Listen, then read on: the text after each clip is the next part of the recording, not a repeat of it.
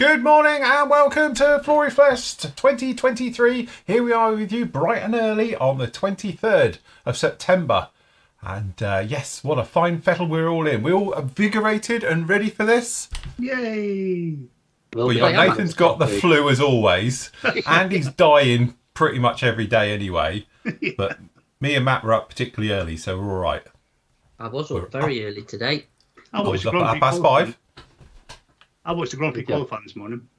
What's the result? Oh. Do I need to guess?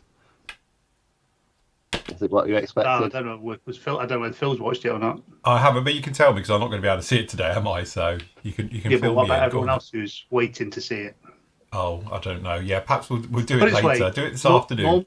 Normal order has been restored. Oh, well, there we There's go. a race for second place again, is it?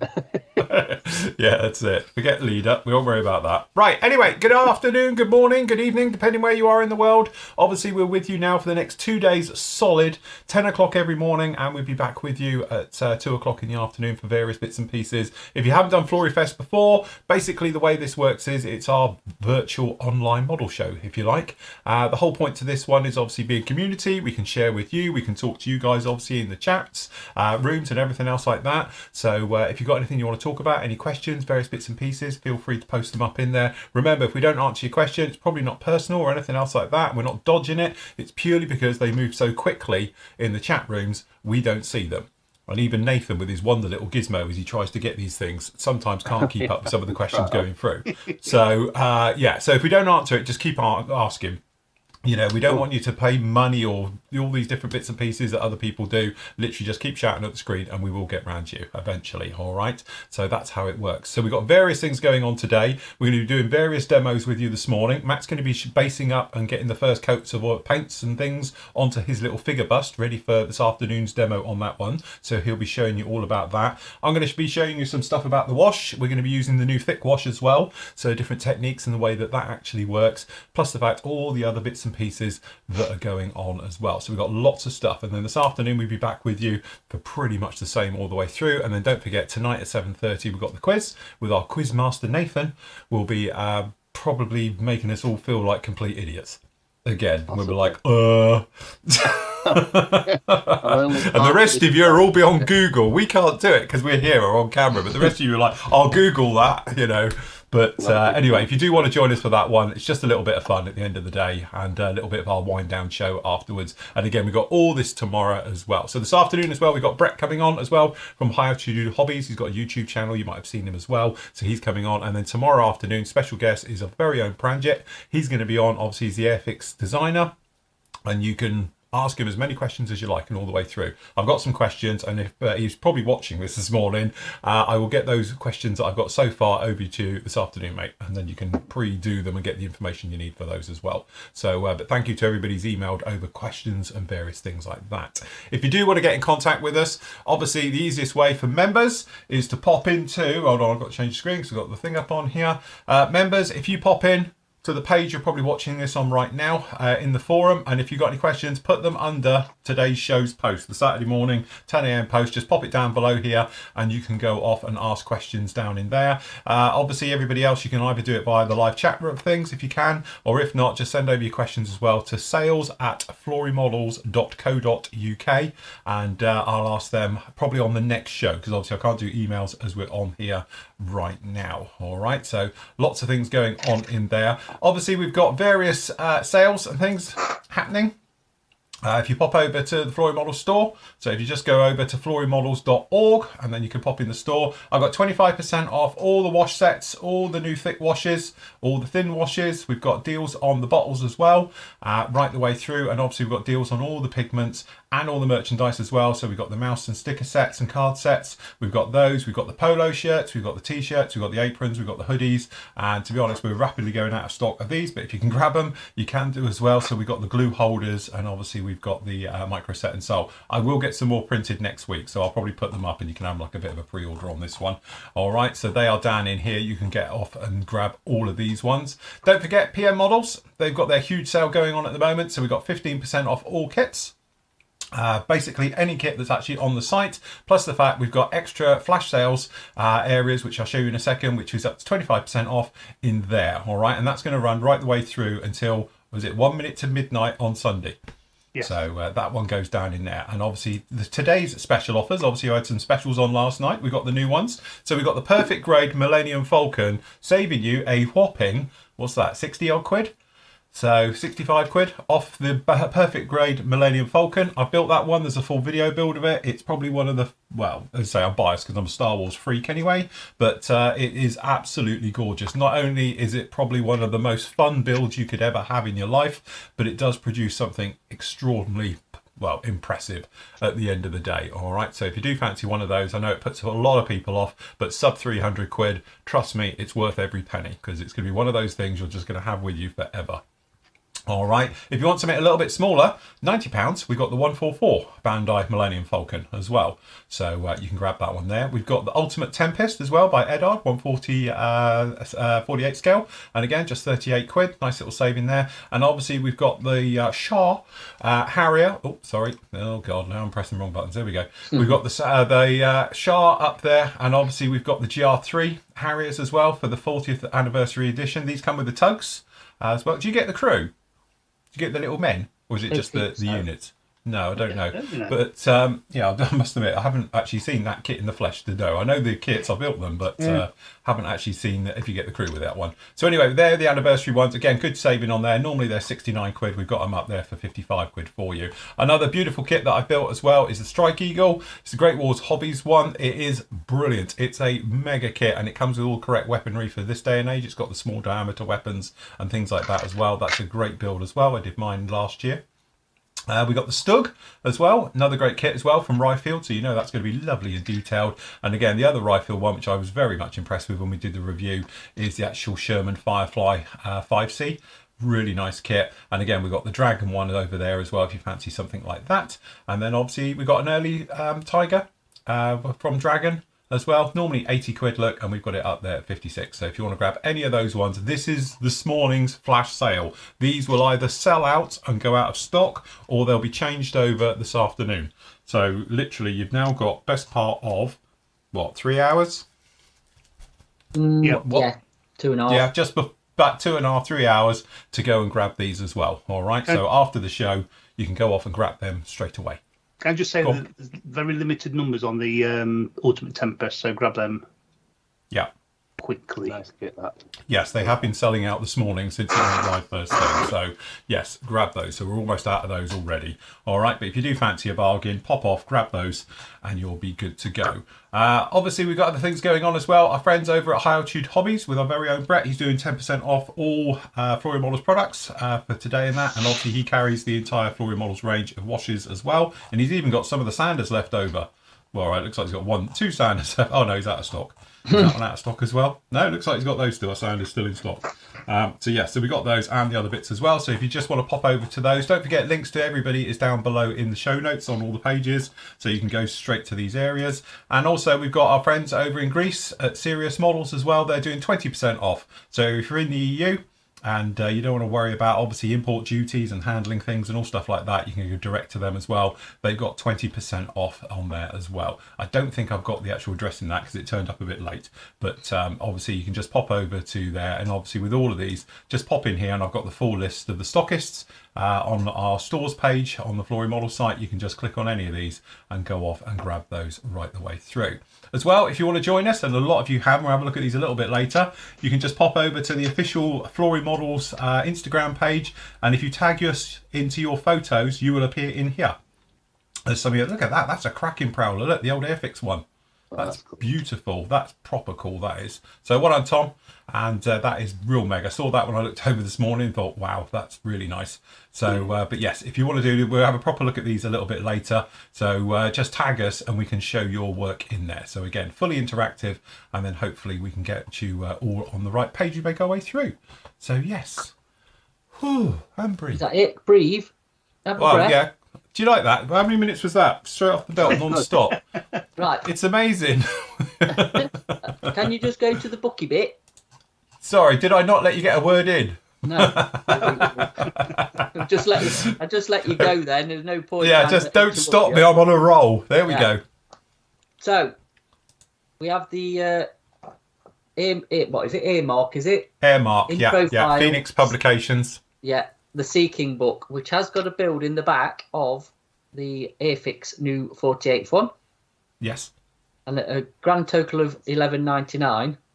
Yeah. What's not to like? So if It is. you've bought yourself your Airfix, whichever scale you've got, you can get a nice little pamphlet to go with it. Yes, that's it. So it's got some nice reference photos in that one, isn't it? I think. It is a nice little book. Look, some nice. You got a nice walk around with it, some references and Yeah. history in there. As I say, I've had a brief look at it. It is So, a nice little book with some fancy photos, and then the Airfix one, the build. The build for it's in the back. Yeah. Is at the back. Look, there you go. There we go. So if you are planning it and you need a little bit of reference, things like that, it's definitely, and again, for that money, it's ideal, isn't it? yeah. And if you go back to the books, I just want to show you something else. Yeah.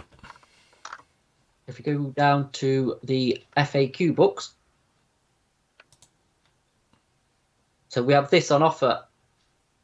Which is a nice price. Just Which sub is 50 a- quid. It's a huge book. Have I got mine here? Hold on, I can show mine. got mine Now I'm here. not attached. I should be able to show mine if it's here somewhere. Hold on. I think it's about 100 times, but there you go. Literally show it. Mine's well been flicked through, like shall we say. He's been well thumbed, has he? It's been well But you can thumbed. probably see how thick this is. I'm not being funny. For 50 quid, it's literally, yeah, and it And is. it covers everything, doesn't it? It does, covers yeah. literally everything and anything. Honestly, I think if you're new to the hobby, you should be watching all of my free-to-watch tutorial videos. But if after that, you can then, if you need something, you can look at these, because this does cover absolutely everything. And it is a monster of a book. As I say, I know 50 quid seems a lot of money, but actually it's really nice. And it's got nice, good, clear, step-by-step instructions for pretty much all your techniques that you're ever going to do. So, but yes, very nice. And indeed. Good book. Yes. have you got the digital version? I've got the digital version. Well, we are going to get you a proper hard copy because you need a book. So you don't ask her, how do I weather this? yeah, you know that thing about your Spitfire. If you had that book, you'd be all right. Then you'll be sorted all the way through. Yeah. And last but not least, before we get on, is the back in. Oh, I've got to remember where you are. Which station are you at? Hold on, I need to refresh my memory. You're down there this morning, right? Okay, there you go. God hand snips, everyone. We've secured a load more. So It'll be going fast. We've got a little wager going to see how long they last. So if you pop over to the store, I'll just show them where they are. If you go into tools, down in here, And there you go. First one at the top, 50 quid. Best tool ever. Best thing Best you'll ever tool buy for modelling. It is, but as we said on the previous shows, we've gone on, please don't try and cut clear parts with it, and cut only small little bits off the sprues, all right? Don't go hacking, because you will break the blade. These things are a precision tool, and they are very delicate, so don't go any hack and slashing. Don't drop them. Don't drop them. And that's why they come with a cover. Because, to be honest, we can just be honest here, all of us have broken them at some point. Yeah. I haven't. Haven't you broken them? Have you not? Are you still on These your are my first first original pair. pair? Right. Still my first pair. How long have we had these now? 5 years? 5 years. When you were About 5 I years, wanted- yeah. They're still sharp. See, what you've got to do is keep your little thing and make sure you do that at the end of the day. Yes. Yeah. Yes. And Keep your sheath on. If you've got, always protect your nip. Safety first. Safety first. Always, isn't it? And then what I do for the bigger job, I've broken one of these, the Master Tool. What is it? The other ones, the Master Tool. Yeah, ones. the Master Tool ones, the trumpy ones, yeah. I use these where I daren't use my god hand, and I have broken one of these, if I'm honest. Yeah. So if in doubt, use Master Tool one on the bigger stuff. Yes. But yeah, my god hands, these are the original ones I've got on the holiday in Japan. Still going strong. But I mean, I've still put on a pair, haven't Clint I? says definitely don't cut stainless with them. Yeah, don't cut brass pipe, photo etch, or anything else, because you will break them. They are a precision engineered piece of kit. So, I would say yes, 5 you do years have later, to be. they're still sharp. 5 years later, they've not dulled. But I reckon 50 quid looks like a lot of money, but just like you just said, Phil, they're precision instruments. I treat them with kid gloves. Yeah. Yes, yeah, definitely. You don't want to be, hacking and slashing with them at the end of the day. To be honest, I have 3 of my ones too. I use the Master Tools, which is a slightly nicer one. They do 2 flavours of these ones, don't they? The Trumpeter ones, the better one, and they are great. Then I've got my Display ones, and then for those tiny little delicate jobs, especially getting off small bits off of sprues, pipes and stuff like that, then these are absolutely brilliant because you leave so little behind. Most times I don't even have to do any cleanup. So that's why I like those ones. But See what's nice? It looks like we've got lots of modelers in Europe sitting there with a cup of coffee right now. Nice. That's what you want. And then there's other modelers in the other part of the world that are up at God knows what time. Okay. Just to say, somebody's asked to bring you on now. The Ultimate Tempest is the Edward one. Yes. It's their own. It's a good kit. Really nice kit. Yeah, I've got it in. Yes. Definitely. Yeah, the Hasegawa one was alright, wasn't it? Yeah. So Jim's saying about that it's all very nice and warm in my part of Devon. He's in the garden watching the Spitfires flying over from Dunkerswell. Is that where they are? Because I'm only down the road from you, Keith. And sorry, it's Keith who said that because I had them flying over me yesterday and it was a 2-seat Spitfire. That distinctive sound, and I thought they were at Exeter Airport, perhaps doing the old, pay for flights, but if they're at Dunkerswell, are they? It makes sense. So very nice indeed. Nice to have the sound of a Merlin on a sunny day flying over, and it is a nice sunny day out there today. Although, to be honest, it's pretty cold. Yeah, it feels like freezing. 5:30 this morning, I was out there, and it's freaking freezing. So yes, definitely autumn now, isn't it? It is, autumn's coming. So quick one on our chat. Kev's purchased an AK book and some Godhand snips, so thank you for that. And David's got a question for us. Decals, how long do you leave between set sol and a lacquer clear coat? When the decal's down, literally, I would say when the decal's completely complied and gone down and it's looking satin finish, then you're probably good to go. I don't think you can actually put a time on it because it depends how thick and temperatures, isn't it? It doesn't take long to evaporate off that stuff. But I think the decal needs time because I think the decal absorbs if you look at it this way, the set one is an acid. We all think it's white vinegar at the end of the day because it smells just like it. Matt loves it. If you're ever near Matt, let him sniff it. And I've got some. Look, I've started to use it. Yes. But the thing is, I think really it's basically it's a white vinegar. The enzymes break down the decal and make it just soft and comply and everything else like that. But also what that means is the film and the paint really and everything that makes up the decal is absorbing it as well to be able to do it. So you need to let that properly gas off. I don't think it's as bad as paint layers not being totally dry because I've never known one to peel or anything else like that. But what I would say is just give it time to conform, settle down and be completely no silvering and it's in those recesses and it's over those raised details before you go near it with a clear coat. But then once it's gone down, you'll be absolutely fine, isn't it? I'd definitely be tempted to leave it overnight. I do tend to leave things overnight anyway. Patience. I like that thing of coming down in the morning, isn't it? And going popping in here as I do to see if the decals are, if they're all right. Otherwise, I'm back out with a set and sole, give it another coat, start stabbing at it with a pointy stick to get it underneath and, or as I do, run over it with a riveting wheel just to pierce the film and nothing else. Yeah. Question there, Phil, Kate, what? By the way, sorry? It'll be me, Kane, not Andy. Sorry about Andy, if you're boxing up kids right now, that'd be Matt. I'll be giving him the paperwork. Yes. Yeah. He'll be sorting the site out and get it back to normal. Trying to put it all back to normal. For me running around like an headless chicken on Monday. Although, what's the question? Sorry, keep saying yes. He tracked it on Radar R24. Cool, that's what I do as well, to be honest. When I hear it, I'm like, all right, let's have a look. Tony says, Phil, what brand is your chair? I saw a video and you... sorry, I'm going to have to put my glasses on. I am that old. I saw a video that you did years ago and cannot find it now. Okay, so funny enough, I have a thing to this. I've actually had this chair, only because I had to look at that very same video, because somebody asked me the same question.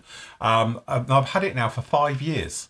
So doesn't time fly when you have fun? It's just starting to fall apart, if I'm honest, but not in a bad way mechanically. It's just that I don't know if you'll be able to see this if I move, but you see here I'm wearing it out, and I know exactly what this bit is. This is literally where I have a button. Normally I wear combats because I can then rub my paintbrushes on my trousers, and the button is wearing into the plethora, the finest plastic on here. But this is actually the DX Racer, and it's called the Formula. I did have a label down here saying it, but I know it is. It's called the Formula. So it's a DX Racer Formula chair. I can honestly say I suffer pretty bad, as a lot of you know, with sciatica. Since I've had this chair, I don't suffer from it as sat in here. When I used to have the other chairs, I did. I always use the lumbar support because I find that's fine. But for just generally the lumbar support, the positioning and everything else, and it's the right firmness, that it's great. And I can sit here from hours on end and don't get fatigued. Yeah, if I sit on my other one upstairs, I get a numb bum. Does it have lumbar support where you can twist the dial, or is it? No, I've just got the cushion. Yeah. It's just literally I've got the movable cushion in here. Yeah. Which I know a lot of people, when they first have them, they're like, oh, I'll get rid of that. It's horrible. It's in my back. But trust me, if you've got sciatica, it positions you and straightens you up. So I can highly recommend this, what I've got, the Noble chairs. They're not cheap by any stretch of the imagination. They're really expensive, but quality-wise, they're fantastic. The only thing I found on this is the seat initially was really, really hard, the cushion, to the state where my backside was killing me. Yeah. Just sitting on it, but after a while it's all like, it does soften a bit, but because it is hard, it'll last forever because you sort of like not wearing it out. But has it got memory foam? It has got memory foam, yeah, but it's like a really, really hard, and it's got a built-in commode. Yeah, and it's got proper lumbar support where you twist the dial on the upside. To be fair, Nathan has just done you both of you with his chair. So, how long you had that chair you sat on now, Nathan? Probably about 15 years. There you go, 15 years for that little chair, and look at him, with no problems at all. Can you lie back? His back kills him. By the end of tonight, I'll be in agony. Can you lie back and fall asleep in it? No. I always imagine Nathan sat on a ball, like they do in Apple and Google, and he sat there on a ball, like they do because it's like hip and trendy. I always imagine Nathan's on one of them. But it'd have to be heated. There. You want a heated one. Have you not thought of upgrading your chair yet? Do you know what? I'm too tight. There's nothing wrong with this chair. There can't be much support left in it, and if whatever you're sitting on must have gone ages ago. But it's got patina where I've got loads of paint on the arms here where I've just that's it. Keeps brushing it onto it. It's all the paint that's holding it together. I'll tell you one of the big things though, and Matt is guilty for it. One of the reasons I love this chair, and I say it's 5 years old, it's silent. Not like but mine. he's creaking away. But before we're going on air, we're quiet because obviously the sound is all running. What you can hear is always Matt's chair because it's the creakiest, horriblest thing ever. Yeah, that 30 seconds when we're waiting to go on air. Yeah, it's his chair going. But I used to. If you go back through my old videos, my old one used to do it. But this thing is silent. I think what I'll say is, right, if we get some good sales and stuff this weekend, I might upgrade my chair. He's gonna have a new chair. I've worn this one out anyway. Look at the. Yeah, it's gone through the sides. It's gone through. It's scraping on here. So yeah, it's not great. No. Might get the WD on it. Yeah, I think it needs a bit more than that. But I used to find as well that the other chairs, when you move your weight back and forth, there's like a notch and it clicks and rocks. And I hate that. It's just something as small as that. But this thing is 5 years old and it still doesn't do any of it. If I could have this thing reupholstered, I would. Because it's actually really, really nice. How much are they now? I know they're not cheap. I think I paid about 350 quid for this. Oh, no, it's about 250 quid I paid for it. I don't know what they are now. I don't think they actually make this one anymore. They've upgraded it now. It used to be called the Formula because they do a bigger version. But also you put in your height and your weight gap where you fit in, and then you get the chair for that one. This is what they call the Formula one. So I'll tell you what I do think about doing, and I've always thought about doing it, is actually taking a car chair out of and doing it. I know. Nice, yeah.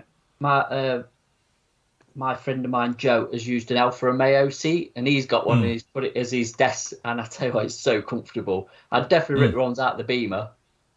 Yes. And convert them. You know what I mean? I've actually had a look to do it, because obviously they're built for especially the more executive cars. If you can get the seats out of an Oh executive, yeah, the nice they are ones. built Yeah. for long journeys and a lot of sitting, aren't they? I suppose I'll tell you what would probably be good for it: a truck. Yeah. From Yeah. an Truck HGV seats. seat.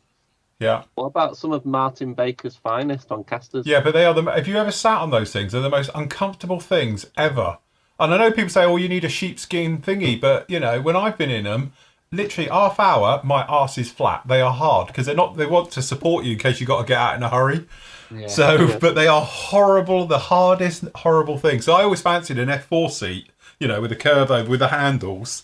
Yeah. But obviously, working on it, they are so uncomfortable. Definitely. Mind you, You the don't thing want is, to be it's sitting good, on them aren't for they? hours on end. I've seen patterns to make aluminium bomber seats, you know, like World War II bomber seats. Yeah.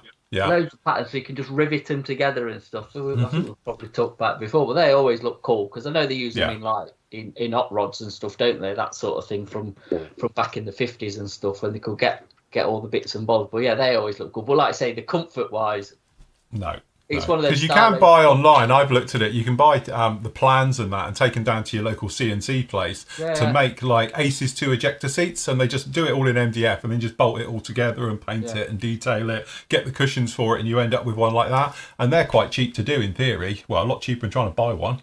But again, they are just so uncomfortable. It's like, you want to sit here doing that. Can I just jump in a sec? Nigel's asking which other guys have actually replied to him. Can you combine postage, multiple orders? Yes, you can. But if you just message me or email us, if you can give us the, as they've said, if you can give us the order numbers, just makes it easier for us to find them when we're sorting it all out Monday morning. Yes. We'll get them all together and send them together. Yeah, not a problem with that. And then obviously we will refund or whatever we owe you for postage. So yes. Yeah. Cool. We can do all of that. No problem. Right. Okay. Who wants to start? Matt, do you want to start doing yours first? Can and do. then I'll come in after you. All right. Yeah. Right. Okay. First up, everyone. Matt's going to give you a little bit about getting the sort of base coat down onto his figure or his bust. Oh, we need a better angle than that. Place. Yeah. Sorry about that. So what I'll do is I'll bring the camera around and we'll make him full screen. Look. Oh, I'm on the wrong mouse. That might help. Right. Full screen, Matt. There we go. Oh, hold on. Excuse me. Hopefully nobody's going to be sick. I set myself up. Let's have a look. All right. Can we see it? Yeah. Perfect. Yeah. Is it great? So right. Plan is people were asking about Gen 3s yesterday evening. So what we will be doing is using some Gen 3s, basically. That's the plan this morning. So I'm going to mix up a bit of a flesh colour. So I have got light flesh, which is 11402, and then a touch of white to line it up if I'm not happy with it, and a tiny touch of Prussian blue just to desaturate it a little bit. So obviously I have given this a good wake up before we came on because my paint shaker is very noisy. Can I just ask you a question, Matt? Yes. You've obviously primed it with the primed it with. Oh, that's something that we've not mentioned yet, Andy. Oh, that's not. Yeah, we won't mention that, have we? We'll mention this after the show. Yes, this is Tamiya Aerosol White Primer. Right. Which is actually in stock. But now it's primed. Yes. Why wouldn't your base colour coat that you're putting on? Yes. Why wouldn't you spray the whole thing in that? Adhesion, really. You could do it with lacquers, but obviously this is a resin figure. I just like to put primer on for. No. I mean, no. Yeah, but I know. Yeah, now over the primer, why wouldn't you just spray the whole thing, the flesh colour? Over this. Yeah. That's what I'm going to do now. Oh, you can spray it, are you? Yeah. Because what I'm going to do this is a bit different for our norm because I'm doing oils over acrylics rather than just painting with acrylics.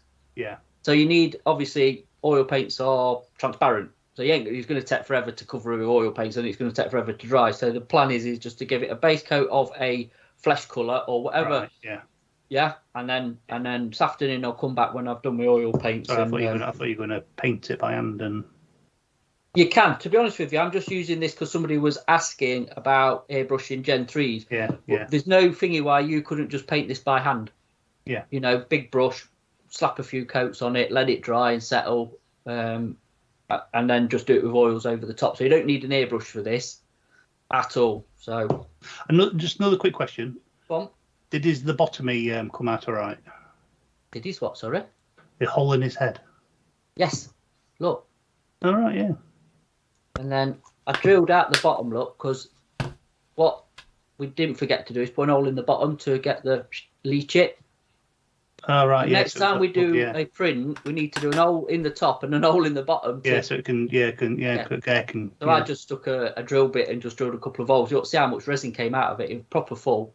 Yeah. And washed it and cleaned it. So yeah. That's one that me and Matt did on Monday, wasn't it? We printed off. So whack a bit of that in. So have you got these on your Amazon affiliate? Yeah, I don't know if it's on the big one, but it's definitely on the members one. So get these. If anything, get them off Phil's Amazon affiliate. Hold on, I'll just check where the affiliate is. I'm not sure if it's on the full one or if it's on the members affiliate. Hold on, I need to check. No, it's only on the members one, I think. Oh, mate, you need to sort. Oh, so no, it's not. Okay, so let me just show everyone. Right, okay, if you're on the Flory Model site, I need to move it, okay? We have an Amazon affiliate, so it doesn't cost you anything, right? But literally just scroll to the bottom of any page, and down in here, I've got to make it somewhere better, I just haven't never got around to it. If you click in here, we've got our affiliates page. Doesn't cost you anything, but obviously if you just click in here, eventually you can do this. So you can get a set of 10 of these things that we're using, and they've all got measuring on and all the rest of it, and it's only £19.50. These are absolutely fantastic. It doesn't say cost you any more or anything else like that, but I get a kickback of around about 20p for every time you click on that and buy it. So it's a good way of supporting us and helping us out and all the rest of it. So if you want to do that, just pop in and you can see it right there. All right. So yes, just pop along to our little affiliates page, and as I said, we've got all of some of the stuff. The members, there's a lot more in there. I need to move it over to here as well. But the stuff we use, like the Fender Bender airbrush and all the rest of it, all my gear that I use that we can't sell on the store, and all what I usually get off of Amazon, I've listed in here. So you can just have a quick look. But as you say, all you do, literally just go to any page, scroll to the bottom, and then you've got affiliate page. Just click on that down in there and it takes you over to that. So if you want to help support the site without costing you any bit extra, you can do that just that way. Sorry. Oh, back to the show. So what I've done here is just knocked up a very desaturated sort of fleshy colour. Okay. And what we're going to do is obviously just get that a bit more thinner. It's going to do about a 50-50 mix roughly. The AK Gen 3 thinners. That will do. Right. Get rid of all this. Grab an airbrush. Oh, look, he's got his cardboard dirty already. Quick, new bit of cardboard. Yeah.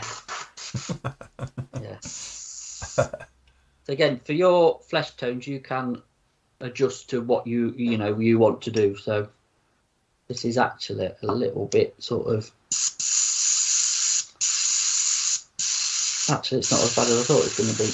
You've got to be careful with the blue, because obviously blue's a strong pigment, so it does just desaturate things really fast and change it. So, right.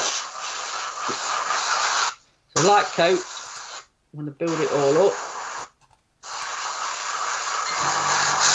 Apologies, noisiest compressor ever.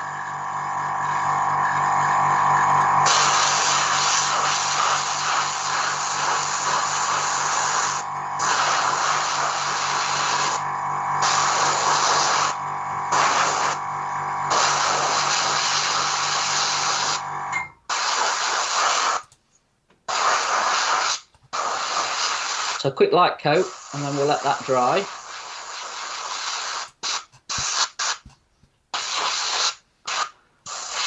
But what you want to do is actually give this a full coat, good covering, make sure all the nooks and crannies and everything else is obviously, like I say, covered and all the white's gone. That's actually not a bad colour. Actually, I've mixed up. I thought I'd blown it, to be honest, but that's all right. So.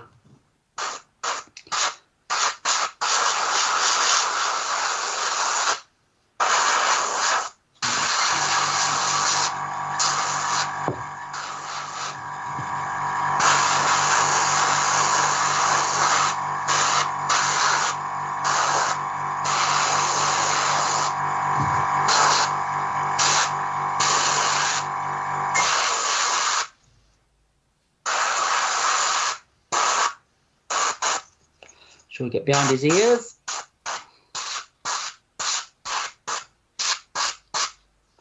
Under the chin.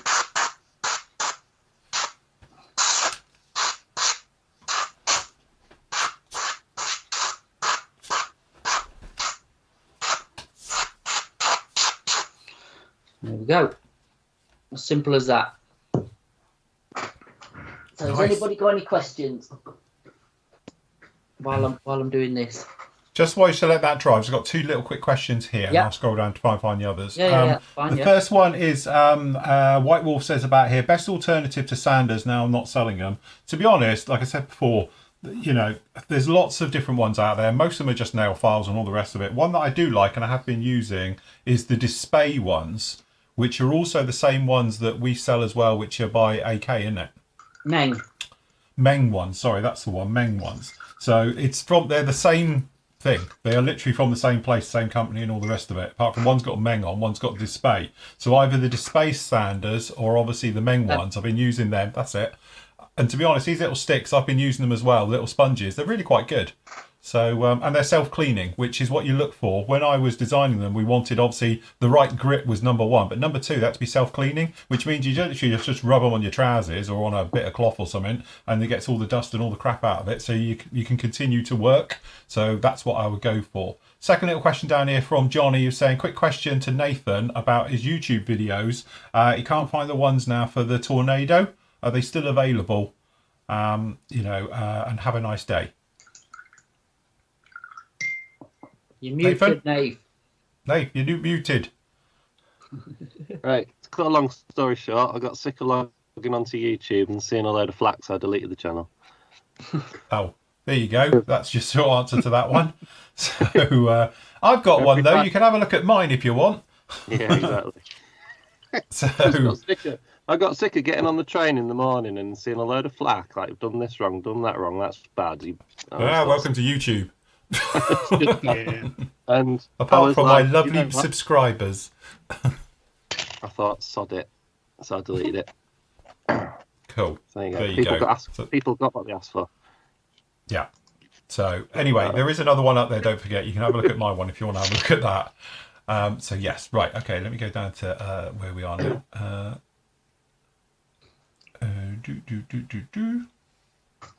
Where are we? Right. Any questions? Any questions at all for Matt on his thing? Yeah, shout them out. Shout them out. Any questions at all? Or we'll just move on.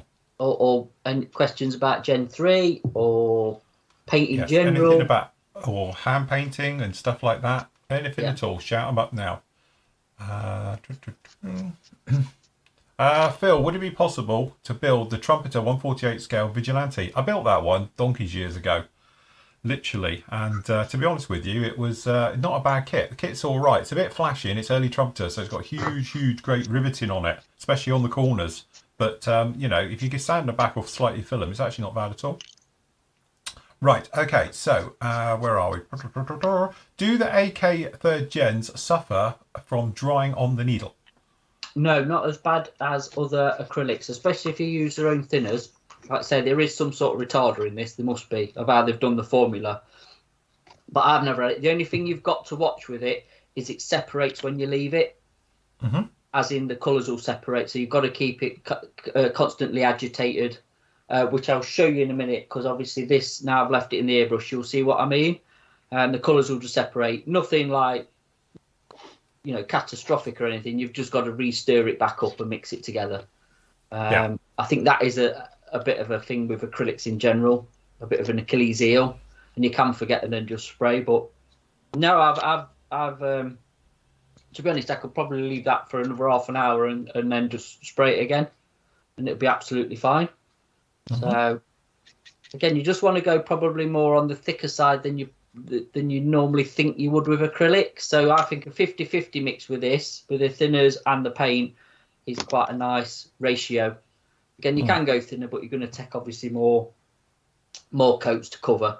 So like I say, with this, I just want to get the base coat down. So a normal 50-50 mix is, plenty adequate for what I want with this. But it's a nice colour, isn't it? Do you know what? I think that's a nice colour. Probably more luck than judgment. And to be honest, I've mixed quite a bit of it up, so I am going to save it. I'm going to put it in a little jar, because it is actually quite stick a that nice in a glass jar, definitely. Base flesh colour. I've got no idea what the mixing ratios. I just did it on the fly. So, but yeah, obviously, like I say, this is literally just the base coat. So, Okay, so next question here is from Chris. He says, Matt, will you be using the wet palette over the weekend? No, I'm using oils. So I'm going back to an oil palette for this one, just for changing it up, because I've done before, obviously, with the old wet palette and using acrylics. But I've noticed with a bigger sort of bust, especially with I ain't got him here, but the 3D printer, the Africa Core guy, I was I don't know why I did it, but I just switched back to oils and found it a lot easier for flesh colours, just for the blending of it and smoothing out, rather than doing layers and layers of acrylics. So I thought, well, we'll just use that as a demo today. So, yeah. David says, Matt, have you ever sprayed all the paint on a bust or figure? Have you just airbrushed the entire thing instead of hand painting? I assume he means. I've done it. Well, yeah, I've done it on. Let me grab him. Just drop that. Does he mean all the detail and everything as well? No. I just put the base. Like take that for instance. His trousers are airbrushed, and obviously his jacket, I airbrushed the base coat on, but all the shading and stuff and the highlights. Actually, I've done that with oils as well, because I had it on the palette. I was, when I was doing the Africa Core figure. But all the camo and stuff, because this obviously needs some splinter camo on it, it'll be brush painted. It depends how big the figure is. If you're doing a big figure, then probably you can get away with airbrushing it. But I think, for this sort of 1/16th scale, or, if you really wanted to, you could highlight this. You could airbrush it. Yeah, I think you could get away with it with this, because it's got quite, like the detail, if you know what I mean. You couldn't do shadows and the highlights would be. You couldn't do his eyes and his lips and things like that. No. Not without a lot of masking, but I don't think you'd be able to airbrush pupils somehow. Cool. So I like to use a brush, because it keeps your hand in, and your muscle memory and all that of using a paintbrush. So.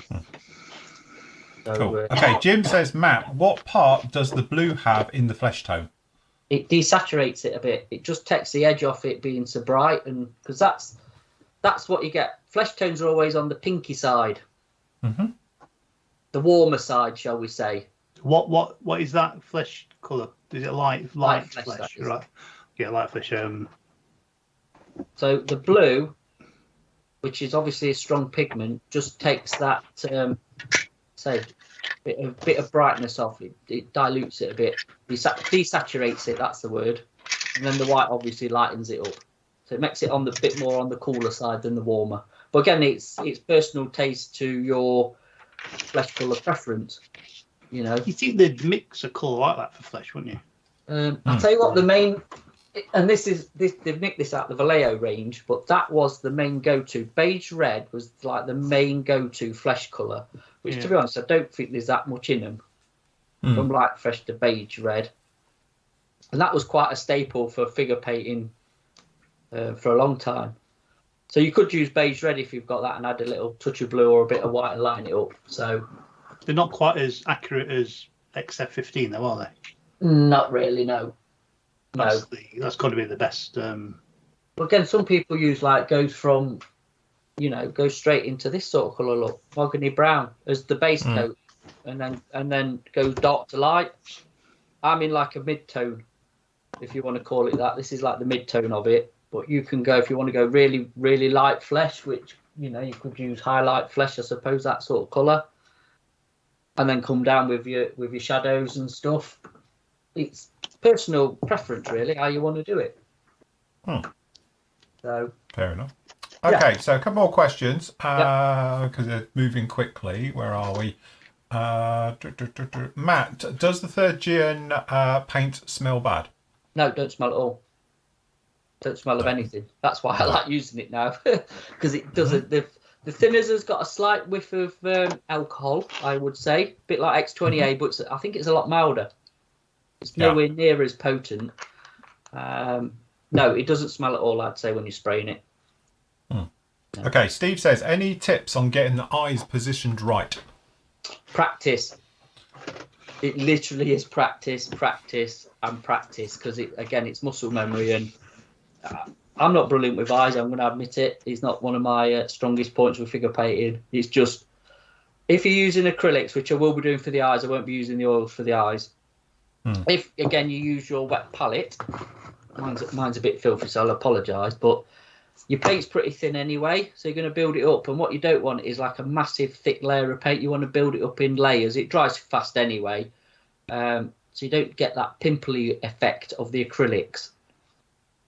And then, obviously, when you do your sort of pupils and irises and all the other bits, is, you know, obviously you've got to pick a direction on which, if he's looking to the left, the right, up, down, wherever you want him, more straightforward, and then really go for it. And normally you will find it's easier to paint one eye than the other, depending on if you're right-handed or left-handed. But don't forget, you can always flip him upside down. And also, just if you're not very steady, get yourself one of them, because you can just pin him. So he's stable. Well, it's just a jeweler's vice, isn't it? Yeah, a jeweler's vice, isn't it? Are they on the affiliate, Phil? No, they're not actually, but they might be later. Get them on the affiliate. So, I mean, I've used these before on camera as well, but, you know, you can lock it or not lock it and move it around. So you're not... The one thing you don't want to be doing is handling this. You don't want to be putting them in your hand and handle it, because all you can do is wear the paint off it and wear through it. That's not ideal, but yeah, if you put like a metal pin, like a safety pin or just a piece of wire or whatever, drill it, super glue him in, and then, like say, you can clamp him into that, and you've got a nice stable base then for painting. So that helps. That helps a lot, to be honest. In fact, here you go. Hold on. Yeah. I forgot I had this one. So the head of the Dragon Paratrooper from ages ago, there you go. I've got him in the little display one, which again you can just move about and then lock it where you want it. Take his hat off. Look. So this guy, as you can see, is painted in acrylics, and you'll see the difference from. I know he's obviously bigger, this head, but you'll see the difference from me painting that one in acrylics to painting in oils later. Or as how far I can get with painting it in oils later. It's a different sort of look, shall we say. So there we go. Nice. Very good. Excellent. I think you've answered it anyway, but where is it? Hold on, it's moving around here. Carl says, Matt, what flesh colour did you use? Light flesh? ? It was light flesh mixed with a bit of white and a touch of Prussian blue, just to take the edge off it, yeah.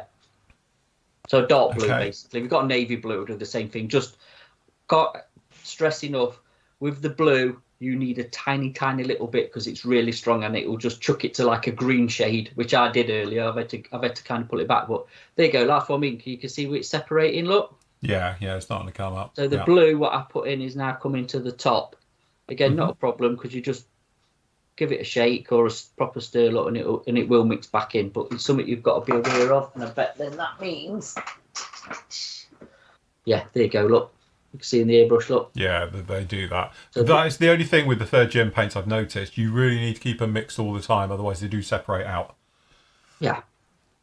So but cool. spraying wise, there you go. I've left that. How long have I left that? 10 minutes? 5 minutes? And there you go. Still fine. Yeah. Still going to spray, look. Still get fine lines. Yeah. So, again, if that was, say, other brands of acrylics, hold on, let that fill up. If that was other brands of acrylics, I would have tip dried by now. Yeah. So. Cool. Yeah. Cool. Somebody, sorry, I've lost it. It's just jumped. Was asking about, can we get hold of the AK flesh colour sets? The flesh colours we've got in our range. We haven't got the sets in, but we've got all of the individual all colours. The separates. Light flesh, dark flesh, highlight flesh, and something else we've got in stock on the site. So, yes. Cool. Right. Okay, Matt, are you getting those from Cults 3D? And if so, what's the artist or creator? This is from Cults 3D, and I put Character Head in, I think, because I found the file. I don't know what it is. I'd have to perhaps have a look. But we downsized this, didn't we, Andy? Because it was bigger than this. It was a lot bigger than this. We roughly did it to about 1/9 scale. Was it 1/6? Whichever a normal bus size is. Yeah, we just adjusted it to fit this. We eyeballed it, yeah. basically. Yeah. But there's loads. If you go on Cult 3D, there's loads. I think this was about £1 something, £1.40 or something for the file. Didn't we take one out of the cabinet and measured it, and then just did it to similar sort of size, didn't we? So, it was actually. Hold on. Yeah. I'll grab one. Retreat. We did a Young Miniatures, roughly this size. So it's not too exact to size, is it? It's just he's a bit smaller, but you know what I mean. We were eyeballing it, weren't we? Yeah. So you can. That's the joy of 3D printing, though. You could, make that to that or a bit bigger or what. So I don't know what scale that is. Then it's a bit bigger than I thought it was, but hey, that's the nice thing with 3D printing. You can just scale it to what you want, isn't it? Figures as well, did it? So it's a good, like Andy's just said, a good size to show and not too small. It looks like 1/6 scale, so like Action Man size. Yeah, it is probably. Because you know what he needs then? He needs some eagle eyes. Yes. I think these are about 1/10. Yeah, 1/10 scale. These ones are. So it might be a bit bigger than that actually, but anyway, good scale. So yeah, it's on Cult 3D. Probably put character busting or figure heads or I don't know, because it's the actual files on the work computer, not on the laptop I've got here. So I couldn't tell you who the artist is, but a bit of searching he'll come up with it. Yeah. Very nice, excellent. Okay, let me just run through these because I don't know where they are. I'll pause this just to say, Jost with a T. Sorry about that, mate. He said he's just rewatched last night's Flory Fest stream, and he said your daughter was adorable. So yes, that's why she's my flower girl, or one of them. Got to keep the younger generation involved. So we've got Lydia as well. Hi. Is going to be the flower, which is Matt's daughter. My flower girls, bless them. With Lola, they'll be fine. What could possibly go wrong? So it's going to go swimmingly, innit? Absolutely. It's going to be like sledging with dogs. Sledging. Right, question for Phil. Again, for the Flory discounts, do they apply outside the UK? Yes, they do. Yes. So just put in the Flory models discount if you remember, and you'll get another 15% off. So that's quite a saving, isn't it, all round? To be honest, I should have turned that off, but I've forgotten. I'm sat here and I can't do anything about it. I'm surprised you left that on. So, to be honest, I can't do anything about it now. So, if you want to grab it, because it might end actually this afternoon, the extra discount, because I actually forgot that that's active. So, but there we go. Unless you just want to be very kind and not actually add on the extra 15%. So, I'm running at a loss. Are you giving stuff away, Philip? Apparently I am, because to be honest, I'm sat here thinking, shit. Do it on the fly, quick. Yeah, that's it. I dare go in the main site. Not while I'm doing this. The system will crash. Can I get a few questions out of our chat? Yes, go on then. Yeah. Right. Paul Selwood says, Matt, are we going to stop the Gecko British Bedford MWR FFW radio command truck? We're doing a pre-order for it. I'll do a pre-order for I it. think we do pre-order for it. Yeah, we won't stock it, will we? Yeah, Gecko stuff we get from Gary at Tiger Robbie's anyway. So I've had a pre-order for it. While you've been on, and it looks really nice actually, to be honest. Yeah, we'll do a pre-order for that. And also, show us a picture. Hang on. This is from. Hang on, it flicks between two pictures, but so let me share screen. Can we see it? Yeah. Oh, yeah. Ooh. Nice. So what's that? 2-in-1, is it? Command one. It's two kits they're showing. Two kits, yeah. Two different ones, is it? Quite like the command one. Yeah. Yeah. It's a bit like that LRDG thing from Thunder Models, isn't it? Absolutely. That's what I was just thinking, that. Yeah. There must be a reason. You know the traditional sort of the old Tamiya Chevy LRDG truck? Yeah. Which is the only one still, and that is what now? 50-year-old, probably. There must be a reason behind not being released by somebody else, because that's the one that they know the LRDG by, in it, that Chevy truck, rather than the Fords or the whatever else they were using at the time. It's that is you know, that is to me an LRDG truck with, you know, guns and all the stowage and stuff. So I want to know why a new version of the old Tamiya kit has not been released by somebody, because they seem to be doing everything else but that. So if you're a manufacturer, get it done. I wonder if it's because it's Chevrolet and they can't Then they get... could call it just the Desert Long Range Truck, don't they? They don't have to use the name, do they? A lot of companies get Well, no, around. not now, because surely the design thing is well out of patent anyway, because it's got to be, Yeah, but it's a 30s truck originally, isn't it? Company name's still registered, isn't it? Company name's still Chevrolet, and it's still registered as a trademark. Yeah. But the design of it is would that still be patented in after 70, 80 years? No. Probably. I bet there's. I'm not being funny. You think of all the things that McDonnell Douglas and all these other companies which were bought out now by Boeing, they're still trademarked and licensed from World War II. Yeah. Like a P-51. Technically, it's North America, which then became whoever, and eventually now it's part of Boeing, isn't it? And they still have to license all of that. So I assume it's the same for vehicles. Absolutely. But like AMT and stuff still release Chevy cars and trucks and stuff, don't they? And Revell do. Yeah. Or GM anyway. At least GM, if not Chevy stuff. So I don't know. Yeah. Anyway, next one. Nick says, I fill in the team, plan on building the Airfix Jetstream for the turkey shoot. I'm going to use gloss white for the entire aircraft. Would you recommend using LP range or Tamiya XF2, then applying a gloss coat? I'm concerned about a gloss with a 2-day build. Don't know how if gloss would have time to go off in 2 days. Rapid thinner. Yeah, rapid thinner will do the trick really, really well for both of those.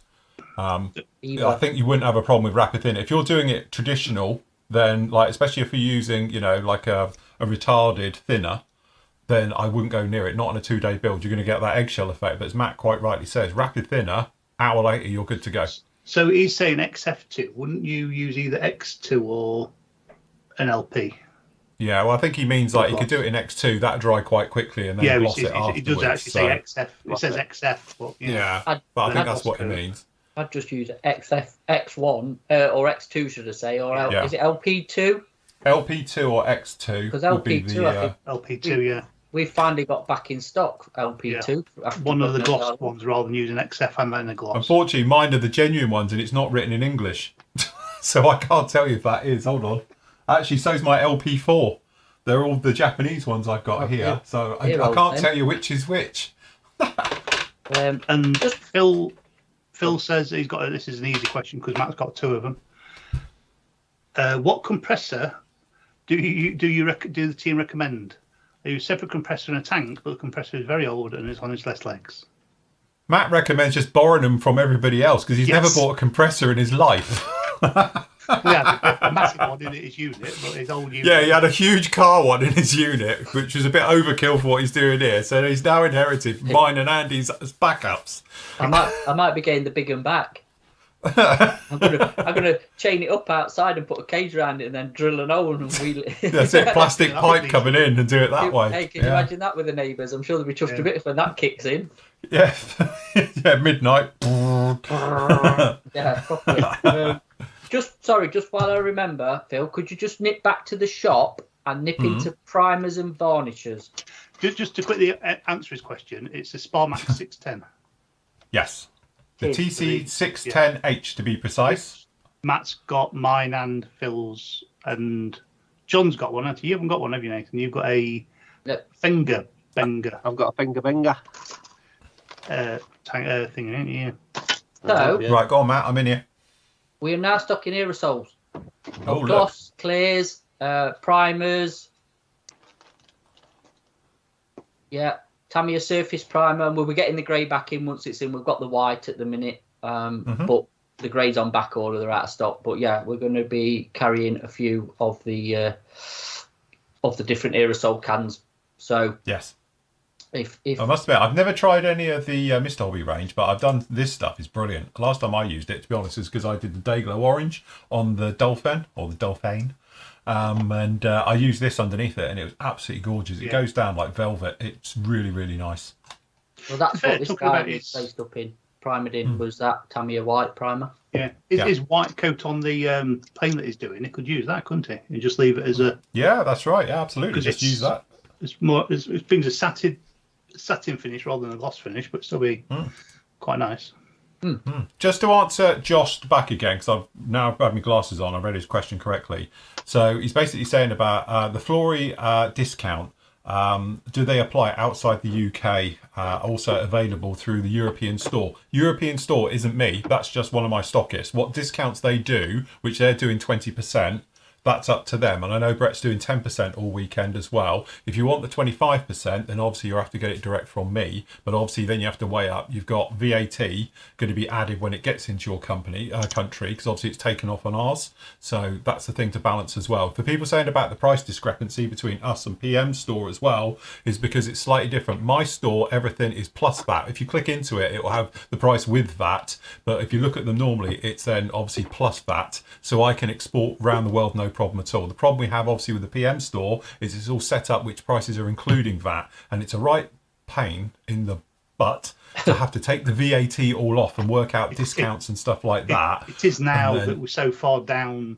Yeah, because we've got thousands and thousands, tens of thousands of products on the actual website. We'd have to manually go around and do them all, which is something at some point we will bite the bullet and sort out. But at the moment, it's just too much hassle to do it. So that's the biggest difference between us and PM and all the rest of it. So if you're wondering why mine's a little bit more cheaper, it's not. It's just because the VAT on mine is plus VAT where applicable. And then obviously on PM, it's including VAT. So it's just different ways of doing it and things like that.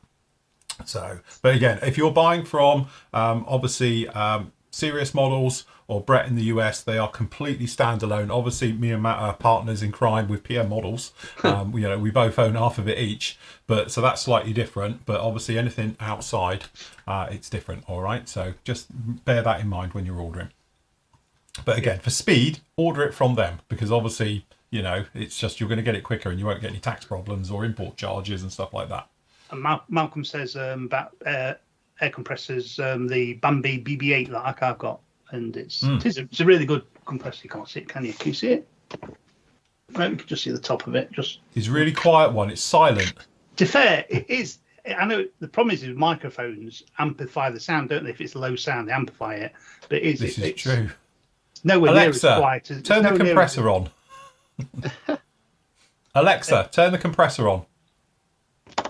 Can't hear you. Oh, I won't shout because I can't because I'll blow everyone's ears if I do it loud. We do that when Andy goes off to the loo or downstairs. Me and Matt start playing with all his stuff because we can do it via Alexa's voice activated. Never do my extractor because unless the hose is out, it blows everything. Or his paperwork goes flying as the hose starts whipping round the room because he hasn't got it hanging out of his window. Yeah. Right, okay, a couple more questions. Chris Hewitt's Alexa just went off. He said, thanks, Phil. There you go.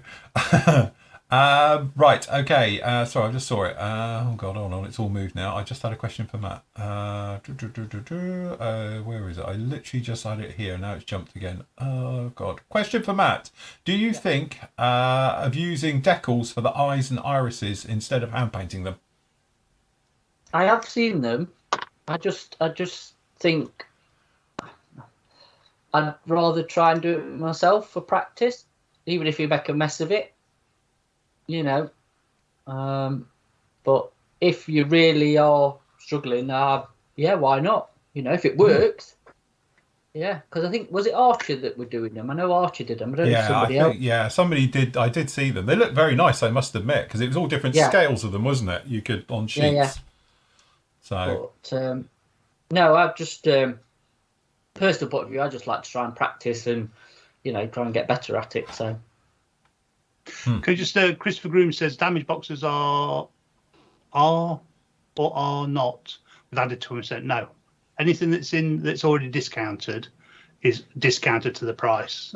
So damage box section, Dragon, and the sales section are all at the price they should be, and anything else is then everything else then is got 15% off. Question. Sorry, go on. They've already got 20% off anyway. So Yeah, I was going to say the good discounts on them anyway. Will your dog Lola be in the bridal group? Technically, the dog's my best man, part 2. So I think the dog's going to be with me. So, and right up until the point she goes mental when Tam turns up. So at some point, someone's got to try and hold on to her because I've got visions of her running up to her and going flattening her. So What yeah, could go wrong? I saw one the other day. Somebody sent me one on YouTube, and basically this dog is carrying the rings and then round a bow round the neck, and then just goes mental, and the rings go flying, and then they're all on their hands and knees trying to find it in this field, and the dog's gone off at 100 mile an hour, and it was like that's probably what'll happen. But no, as I say, Lola's integral. She's got free run of the hotel, which is so funny because they were like, no dogs allowed in here, here, and here, but yours can. It's like brilliant because yeah, she'll be fine as long as everyone's got food. Right, okay, where are we? Let me just go through. Somebody's asking about bundles of Flory Mossels, washes and sanders. Obviously, they do come in bundles. You can buy full sets of, and it does work out a lot cheaper. You get 2 bottles free if you do it that way, of the actual wash sets and the thick wash sets. So you can get those as well. Somebody else was asking somewhere, and I've lost all the questions because it keeps moving around. Oh, yeah. Lamar says, question, difference between the thick and regular ones. How is the thick used? Watch this space. I'm going to do a demo with that in a moment. You can see all about it. But yeah, they work totally different. It's the same thing, but it's a different way of using them. And so we've got that coming up. Where are we? I think we're pretty much, hold on, there's something about VAT there. Yeah, so as I say, just saying about the VAT, just, factor in. If you click on any of my items, it will show you including VAT, and obviously prices are excluding VAT. But, if you're importing, don't forget from the UK, if it's cheap, it's not so much a problem. But if you've got a £100 order or something going to you, chances are you're going to get caught with a VAT bill and a handling charge bill. So it's something to always to think about if you're going to be buying from us direct if you're outside the UK. It's always the handling charge. Damage, isn't it? Yeah, one of the guys in chat has mentioned a site that sells compressors and got the Sparmax. Mm-hmm. And Sparmax TC610 now do a quantum orange one. Oh, do I need an orange one that you can't see because it's in a cupboard? I tell you, it looks cool. Binga, it's the future. I'll have to buy a new compressor because it's orange. Orange compressors, the future. But they're £289 plus VAT, including VAT, sorry. And then for some reason, mine that I've got is in the Bambi budget range. And it's £438 including VAT. And that's reduced down from 609. Wow. Is it that expensive? Bargain. Get 3. I never paid that Don't much forget, for it. though, everything's gone up since you bought yours. Yeah, but I can't bet it wasn't that much difference between that and the Sparmax. I'm sure it wasn't. Is yours the one that looks like a droid half of Star Wars, or like round and funky shaped? Yeah. I still think you should put some eyes on him. I'll tell you what he does look like. Do you remember those things from Terrahawks? You know the things from Terrahawks? What, like Zelda? Yeah. Do you know those little robots they used to have that used to float around? That looks like his Bambi compressor. You could do that. Give it a little hat with a pair of eyes in it. Oh, I thought you were talking about my figure. No. I'll tell you what he looks like. He looks like the scientist from The Watcher at the moment. You know when he's, he gets, I don't know, radiated. Yeah. And gets, he turns into this giant. Yeah. Thanos. He looks like Thanos. Oh, no, he definitely looks more like, especially with his eyes like that, he looks like that bloke now from The Watcher. What was his name? He was the Doctor, wasn't he, or whatever? So he became giant and blue. Anyway, somebody must know. I can't think of his name. Oh, that's it, Dr. Manhattan. What up, Malcolm? Malcolm, yeah, Dr. Manhattan. Yeah, he looks like that. I might should just paint him blue. Yeah, I would. I'd do him blue. To be honest with you, that's who I was trying to think of when I was on about Thanos. Yeah, it is. It does look like Dr. Manhattan, doesn't it? Off the Watch. It does. Yeah, it does. Yeah. Yeah. Oh, there you go then. So if you'd want to print one of these and paint in blue, you've got. Yeah. Or Terry says he looks a bit like Vin Diesel. Yeah, I did think that. He's got the Vin Diesel kind of look about him. Yeah. Yeah, a little bit. I did think that. Don't know. Yeah, it's whoever you Duke want him to Nukem. be. He can't be Duke Nukem. He needs a bigger jaw if he was Duke Nukem. Does he need a lantern jaw? Oh, he's quite a cool sculpt for the for how much it costs. I'll tell you what we could do if you shrunk him down to even to like 1/16 scale. You could obviously chop his head off and attach it to a body. Pin it and attach it and blend it in with a bit of putty. So yeah. Alan's by saying, go on. I was going to say, Teenage Insect says Sparmax dual piston model was at HL in the US for $300. You got the twin one, haven't you, Matt? But you sort of like reviewed both of them together and didn't think it was.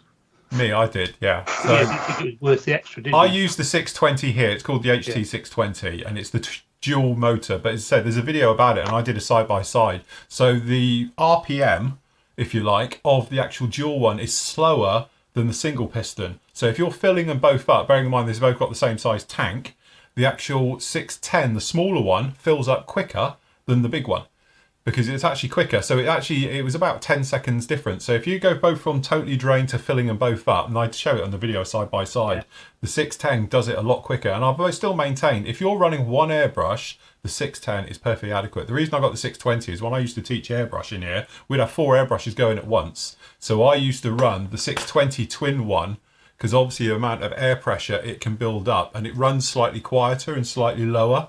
So, that thing when it's filling up, you can hear. The other one, it's like, as it fills up really quickly. The other one's a bit slower, but then it's twin piston. So, but, bang for buck, I still think the 610 is where I'd always go. If this thing blew up tomorrow, I'll get a 610. I wouldn't go back to getting a 620 because it's a little bit overkill. So, question, are you going to finish off the pilot that you made for the 124 scale Hellcat now that you have 3D printers? To be honest, we have looked into it, but we've got to get it professionally scanned because there's nothing on DIY-ish to scan the figure, so we'd have to have him professionally scanned, and then perhaps we could do it. And it's something, obviously, at the moment, money's a little bit tight, to be honest, and we're spending it in other areas. But once we've got a few spare pence, so keep buying, everyone, we will get him done because obviously he's an investment and we paid a lot of money for him, and at the moment he's a one-off. So, but we do want to get him scanned. If somebody can scan a figure, a 124 scale figure for us at a reasonable price, shoot me a message because we need him scanned and we can get him done. I saw a thing on, I think it was Makercraft, where a new 3D scanner that they're sort of like crowdfunding. I think it was like $400, something like that. Yeah. There was one for 200, one for 400. I think they were like, definitely worth going with the 400 one. But then you could also buy like a table for it and like a with a rotary table on it and then on, so that it's like spinned it round and it's like scanned it for you. So as you were on thing, that looked really good. Yeah, the thing is, it's a bit of a fine art to do it. You need somebody as well who can then fix all the little errors in the scan and stuff. I haven't got a clue how to do any of that. Yeah, so in theory, we need a company. So if anybody knows of a company, or you are a company, and you want to help out a small, struggling company, please get in contact.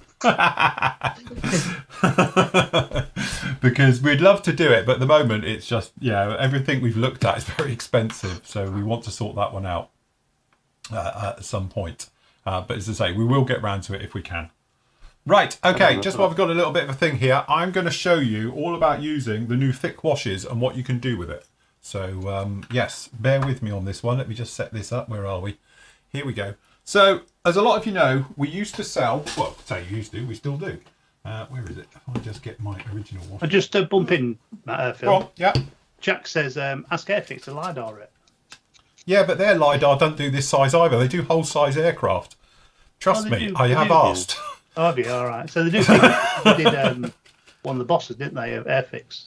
Yeah, but this is a 6 foot person. You're trying to a 3-inch person. It's a bit different. Anyway, as a lot of you might remember, we used to do and still do a very nice set of full washes, which is our washes, which is you've seen probably a million times before me actually use this stuff. Earlier this year we brought out the new dust colour, and you can blame Matthew for this because the new dust colour, as you can see in here, is completely different.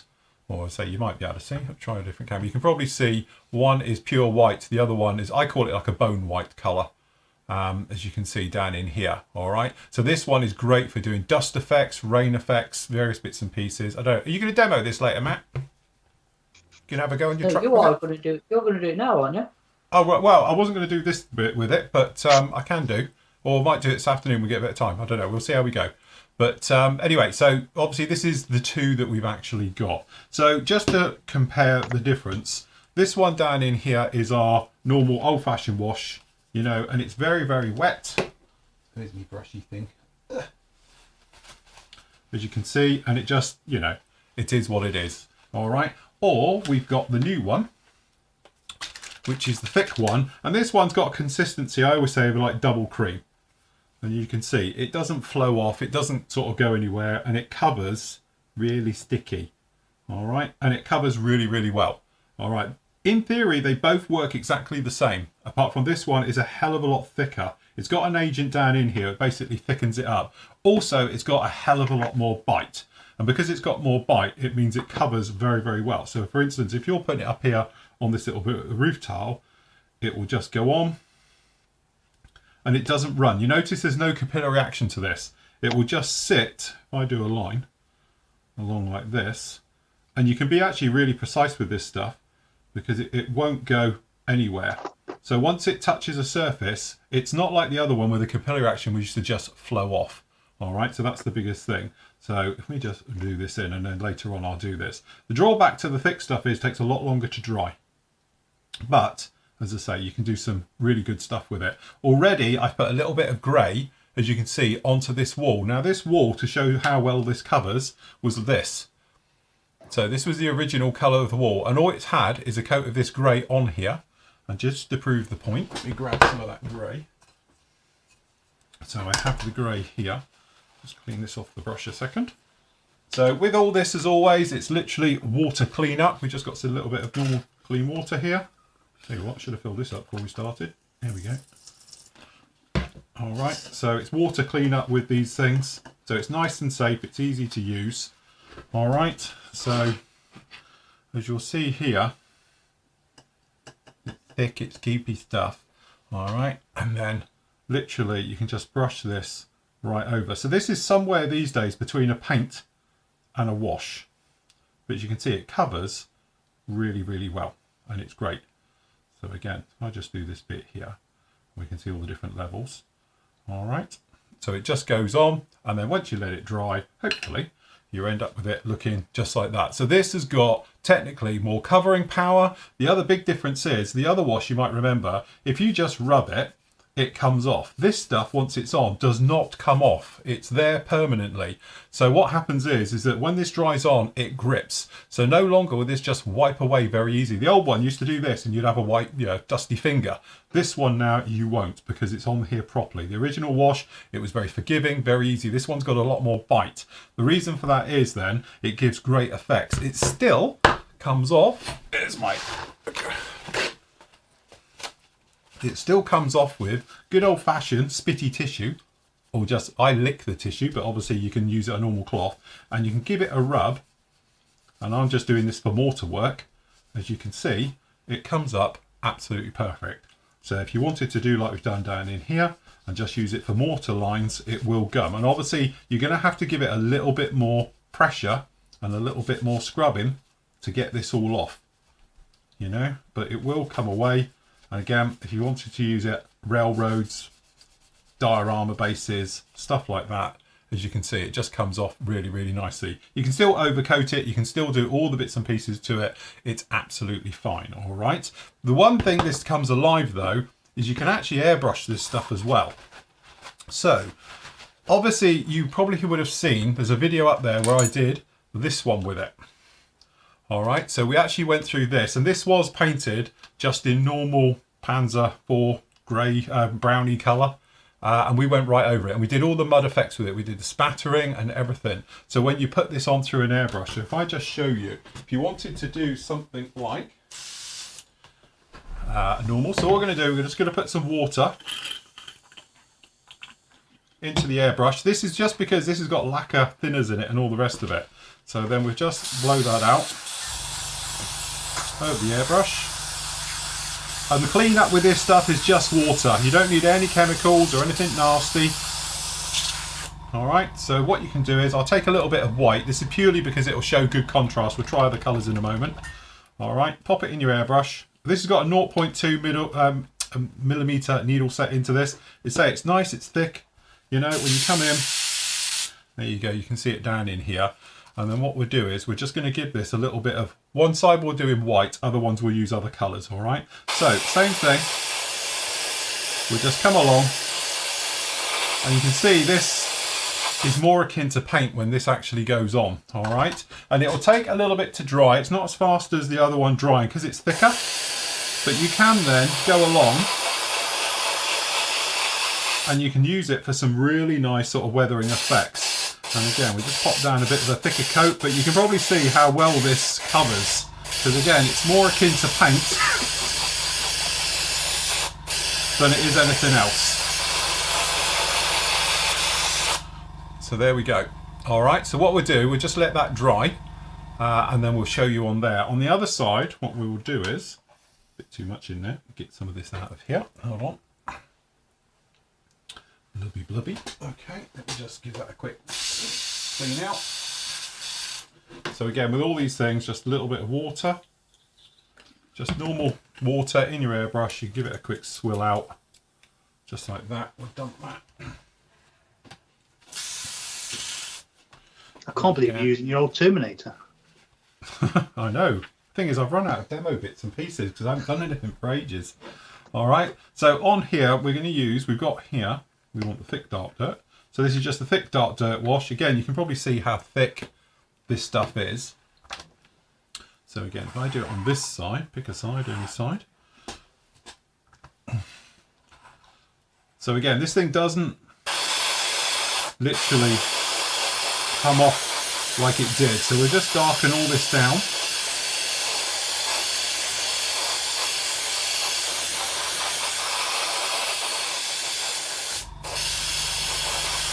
And the great thing is it doesn't run.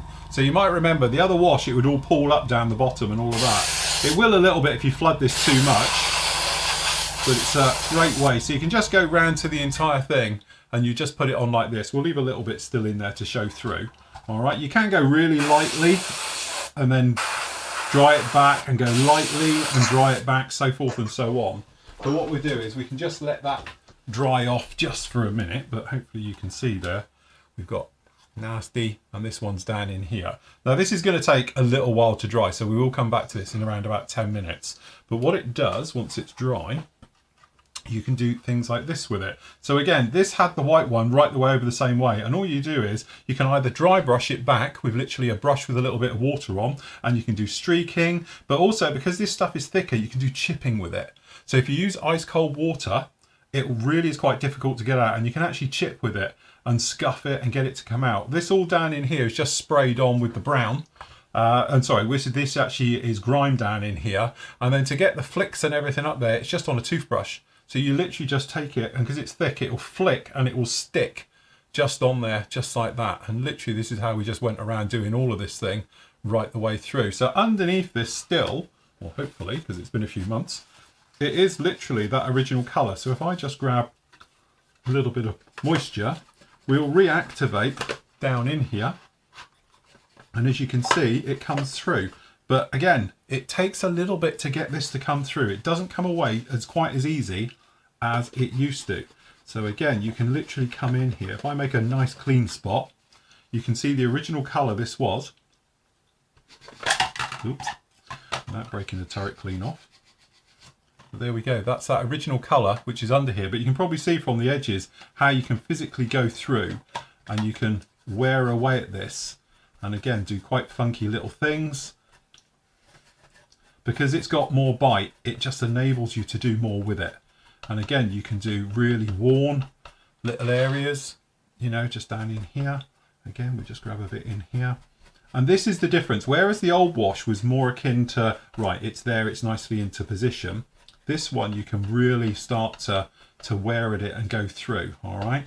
And again, you just dry it back a little bit and you can leave it to be at any standard you want. And again, same thing down in here. Perhaps we want to really distress. You know, and this is really where this thing is different to other washes, is that it gives you this level to be able to give you different effects. And don't forget, this is one of these things is if you don't like it, literally just wipe it all off and you can go again. Yes. Can I just say, you know the light wash for a winter whitewash? Yes. Actually acts like the real thing. Yeah. Yes. Because it is a temporary paint. Winter whitewash in World War II was a temporary paint that used to wear off. And you're doing exactly the same with that. Obviously, more manually with whatever tool you're using to get it off with. But you're going to get the same worn effects as it would naturally wear in real life with crew getting on it, weathering, if it rains and all the other environmental effects. Yeah. So in that way, you are literally, how people want to replicate the real world, you are with that. Yeah, definitely. I mean, the only other thing that's similar to that, but I don't probably think it works as well, is the temporary white stuff that you can get that I've got some... Yeah, they call it water washable paint, isn't it? Or whatever. Yeah. I think I got one from Attacker do one as well. But that does eventually cure and you can't get it back off, where obviously you have done that last year, weren't it? Was it last year or beginning of this year? Last year. Yeah, no, beginning of this year I did this one back in January. It's been on since January. So there you go. And now we're in middle of September, end of September, and you can still, reverse it. It's Admiral says, won't that work on the green and white Heinkel camouflage from last night's show? Yeah, definitely. Perfect. Yeah. It'd be perfect for that. Yeah. But yeah, so again, it's one of these. It's just designed to really give you just that little bit extra weathering room. So when you're actually using this and you're using it for your weathering, whereas before the wash was quite a fragile, quite a delicate thing to be using, the whole point with this is it goes on literally like paint. It's very thick, it's very sticky. As you said before, when we show it, you can probably see it in here now. This isn't going anywhere. It doesn't run. That's the thing. Think of it like sticky stuff. So once it's on here, it proper sticks in place. So whereas the wash now would be all running down the tracks, to be honest, it's been sat on this. Nothing comes off of it. Where it goes, it sticks. So it's proper hard wearing stuff. It takes a little while to dry. You can probably see it's quite wet in here. So it's going to take a good, I would say, half hour to totally dry before you can get this stuff off again. Because the thing is, if you wipe it now, it just comes straight away. But you can do other little funky things with this. So for instance, if you've got just normal water in your airbrush, you can pressure wash it like you do your car or your truck. And it will just come straight off again. So it just gives you that room to be able to do things with it. So again, things like streaking, if you want to do streaking with this stuff, you can just put it on like you do almost an oil paint. Matt shows you with his triple weathering technique, which I can't think of its name now, but shows about actually he puts it on and then manipulates it and pushes it around. If you'd seen when I did the actual dozer, used it a lot with F, flicking it on. We were flicking it around and doing things because it acts more like mud and real effects than the wash does. The wash is just a little bit too thin. It's great for doing down panel lines and flowing, and if you were doing an aircraft, for instance, you probably wouldn't want to use this stuff because once this stuff is on, it's quite tricky to get rid of it. So if you just wanted a panel line wash, you just want to stick with the wash, but if you want something with a little bit more bite, and it's specifically designed really for really heavy duty weathering, but mainly really for armor, for dioramas, for vehicles, all of this stuff where it's on the ground and particularly heavy and thick. Railroad stuff, I've had guys buy it for doing trains and say they absolutely love it because you just spray this stuff on and leave it. Literally, you can spritz it out of a bottle if you don't want to put it through your airbrush and it will go. But once it dries incredibly naturally. So if you're using it in a combination, which seems to be the triple one going at the moment, where people are doing dark dirt, grime and the dust, you can pretty much do any colour because you can mix them around as well. They're totally mixable just like all the normal washes are as well. So it's pretty good for going through. It's just from a workable point of view, it takes a little bit more. Like you probably see on here, the roof is drying. It is going, but you see this is still quite wet down in here. Yeah. You can speed that up there with an hairdryer, can't you? Oh, of course you can. Yeah, you can pop hairdryer on it if you want to. Yeah, definitely. But again, if you wanted to come in here and we want to add a little bit more crap into this, or mud, this is like the dark dirt into here. So you can literally come in with a brush, or you can do it with an airbrush. We'll just come along.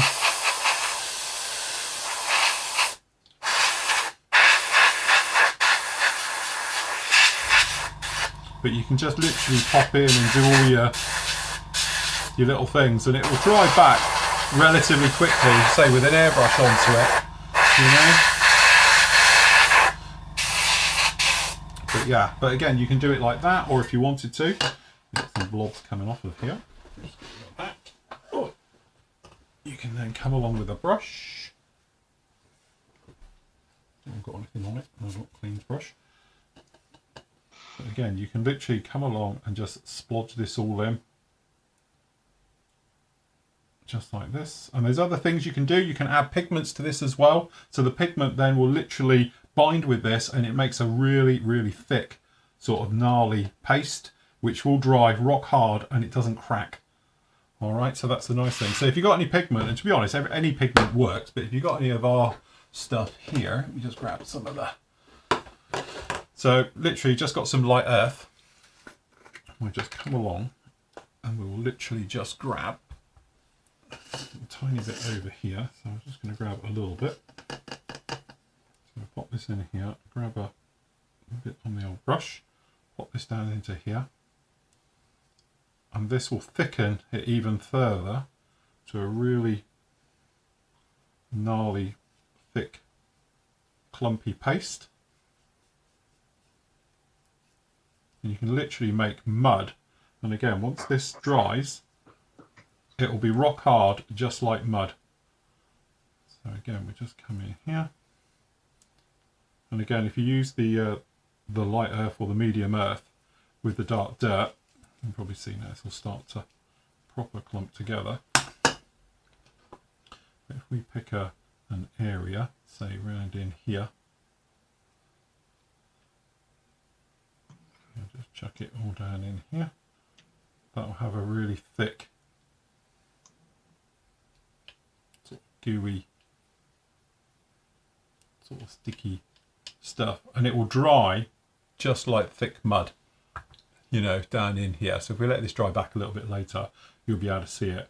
But again, you can sort of come along with this stuff, and you chuck it down in here, you'll be able to see just how well this comes up and works. So for dioramas, things like that, thick, heavy duty, muddy type things, you know, it will dry back really, really nice. And obviously it'll dry back slightly lighter as you go right the way through. But on vehicles and armour and stuff like that, stuff's mega. It literally works really, really well.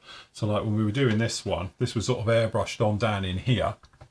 Basically, we did the white one right the way over, then we wiped it off and all the rest of it. Then we came in here with a little bit of the dark stuff right the way through. And then this earthy colour down in here, we did with grime. So this is just grime then, just literally nothing's been touched. Just sprayed on down here in this lower edging. And then again, down in here, we used it with the actual flicking it off a toothbrush just to give the mud splats and things going up. And again, we did it down the back here as well, right the way through. And again, round the number, and if you see the video, that's where we just used the water and we just wiped it through just to get it all to come off and look the part. But, you know, the big thing is it's totally forgivable. So if you don't like it, you can just wash this stuff off and just completely go again. It's not a problem with it. Whereas obviously some of them, you're a little bit stuck and it might get welded on and all the rest of it. This still won't stick on. All the beautiful things about the original wash, whereas obviously it used to literally just come off and wipe away and everything else like that, still stands with this stuff as well. So you're totally safe with your model. And again, as a lot of people have since we've released this stuff, have taken it on to do their old work. So some people, I know they've sent me a lot of doing the actual winter camo stuff from photos. I know lots of people have done it through trains, because I've had some of the train guys send me photos using it on railways and on wagons, you know, rolling stock, things like that as well, where they've had it for years and then wanted to weather them up and they've been using this stuff. So again, just like the original wash, totally safe, totally water-based. There's no nasties in it. There's no chemicals or anything else like that. Just the new one is just a lot thicker. It's got a lot more bite. So if you ever want to do any more heavier weathering, you can. If you just want to use it as a normal wash like you did before, you can do as well. Because if you're using it on an aircraft and you've got nice big glossy surfaces or satin surfaces, it will come away. But obviously if you're dealing something over a flat finish, it's got a lot of bite, it gets caught in that texture and you've got to try and get it off, which means either you've got to get in there with a soft brush to get it all out, or you're going to have to pressure wash it off with just some warm water through your airbrush. But it all does come off still, and you are all totally safe with it. But you can see here, this one's drying down, and I'll show you about taking it off on there on that one. But that's basically how the wash works. So yes, just blame Matt for the dust colour, because he wanted a dust colour. So who am I to say no? So, yes, worked well. Any questions? That's it. It's all gone quiet. Someone does a demo. Everyone stops typing. So, yes. But anyone's got any questions for this one? No. Obviously, it's all... Hello, we're back. Sorry. It was a conference call. Oh, right. Sorry, I didn't know you were off because I was full screening. Yeah, exactly. That's why we were conference calling. Very important stuff. Very nice demo, by the way. Demonstrating Thank you. dust wash. Yes. Yes. So, the dust wash... Do it on your Which is- roof. Yeah, okay, I can do it on your roof. I can do it on the armour as well. I was going to show it on there. The dust wash, as I say, it's this bony colour. It's not white. It's more of a dust colour. So down in here, you know what? Where's my proper brush? I think I've lost a brush. I've lost my weathering brush. So I might have to use some of my... Oh, there it is. I found it. Okay, so this stuff, as I say, is literally... great for doing dusty effects, but as you can see, this is the wash. You notice how this will flow, and it's sort of the capillary action. You see it zipping along here. It's making its own way, you know. So this is what the actual wash will do. Whereas obviously the thick stuff, you don't have this problem because it won't. There you go. You can see it walking its way along here. All right. So if I get some more, you can see this in action. Look, but you can see how the capillary action does it all on its own. So if we just come down with some more. It's quite cool to watch this. Look at this. Ready? And go. Very therapeutic. Yeah, Nathan. therapeutic. Nathan. Yeah. Sorry, Bill. Can I just put in a minute? Put your overhead camera on, because we're coming to you next. No, you know. All I've done is spray stuff white. So yeah, so we got it going on here. You can see we'll pop back to this in a minute, but you can just basically put the dust wash down on vehicles and way. Matt has now pioneered this new technique called what have you called it? What do we call it, Andy? No idea what you guys have called it. But, Flory rendering technique, innit? Yeah. FRG. FRP. FRT.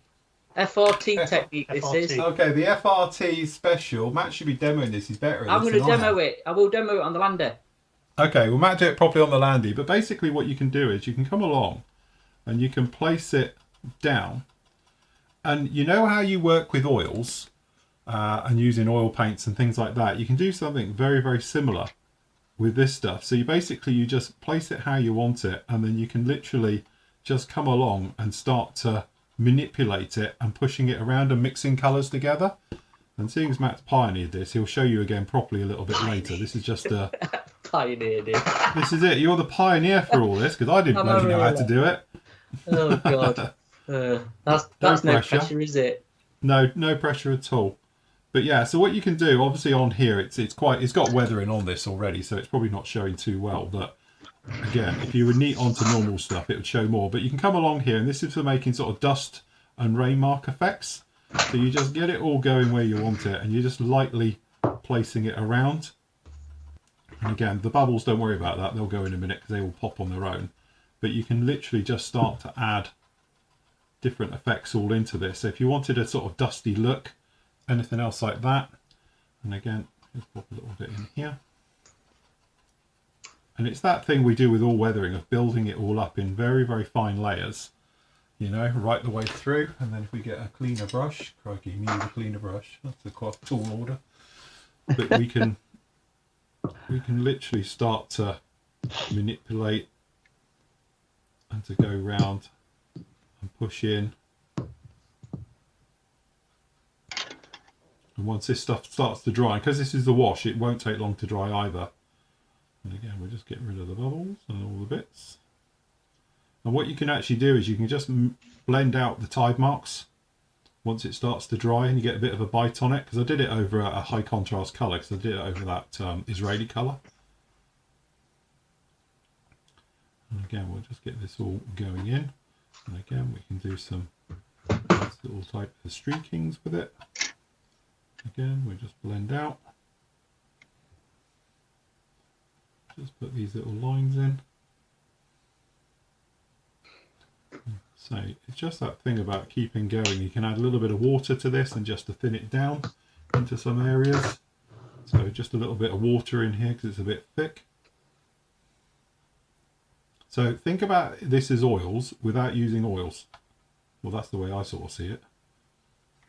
That's the way I use it. Is like an oil. Let it dry, then manipulate it. Then But I check it. You're using it straight out the bottle, are you? Yeah. I just normally decant it onto a palette so I can just manipulate the colours to what I want. But again, it's the same technique as your rendering technique, to be honest, just for your wash. Yeah. So, but again, if you like using oils as well, like we do, the wash loves oil paints as well. Natural products like natural products, don't they? So yeah. For some reason, again, I'm not 100% sure why, but oils and the wash work so well together. You know, let me just dry this down just a little bit, and hopefully you'll see the streak in there and then all the stuff come alive. So, just very quick question, Phil. Yeah. Alan says, is there a Flory stockist in Australia? If not, why not? Don't know. No one wants to stock us in Australia. We used to have one, but I don't think that company is around anymore. Again, sometimes it's down to cost. You're not being funny, to shift a couple of 100 bottles to Australia is a lot of money. I always do a deal with our suppliers about that anyway, but I know it's still not a cheap option to try and do it. You know, that's the trouble. Because it's all water-based product, it weighs a lot, doesn't it? So... It weighs a ton, yeah. So there you go. You can see some streaking in here. So go on, Matt. So what I'm saying is, if there is a stockist who wants to in Australia, do it. Shoot him a message. Shoot me a message, not a problem. Could you do that again and ship a concentrate and have someone dilute it? Yeah, well, to be honest, it's not as straightforward as that. That's the trouble. That's a shame. Yeah. That's how Coca-Cola get around it, isn't it? They ship the secret squirrel stuff. They just ship brown syrup and then somebody puts fizzy water in it. There you go, fizzy Flory wash. I've invented something. So who was Secret Squirrel's sidekick? That's a good point. I can't remember now. I know what it is. You're gonna have to. No, I should say. How do you know who it is? What? Is it because you've been watching? You don't want to know. I do. You don't. You don't. Trust me. Ugh. Moroccan Mole. Was that his name? It was Moroccan. Was it Moroccan Mole? I think it was. Yeah, he had a little fezzy hat on, didn't he? Is it from watching them with Lydia, or is it just from? No, she's never seen Secret Squirrel. No, I was actually looking on my T-shirt place, and I put Hanna-Barbera in just out of curiosity, and it came up, and I was like, "Oh, Secret Squirrel!" And was it Moroccan Mole? I think it was, whatever we were called. So when you ended up watching 3 hours worth of YouTube videos? No, I didn't watch it. No, I was like just looking for T-shirts basically with stuff on. Yeah, Malcolm's put Moroccan Mole. Yeah. You can get a T-shirt with Moroccan Mole on it. So. God,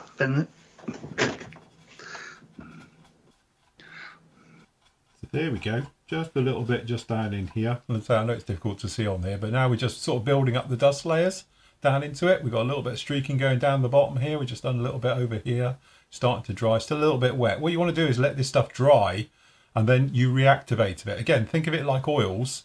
When you come along with a little bit of thinners, you reactivate it, and it all starts to sort of come alive and move. If you do it now, like if I come in here, it just takes it clean off because it's absorbed into the brush. So you want to let it dry in a little bit, like these areas are doing around in here, and that way it'll just come in. But you can then get these nice little dusty marks come in. You can get build up between little layers and bits. So again, it's just a nice way of making some nice dusty ones. But again, you can blend it, you can streak it, you can drag it, you can do anything with it. Don't like it, just wipe it off and go again.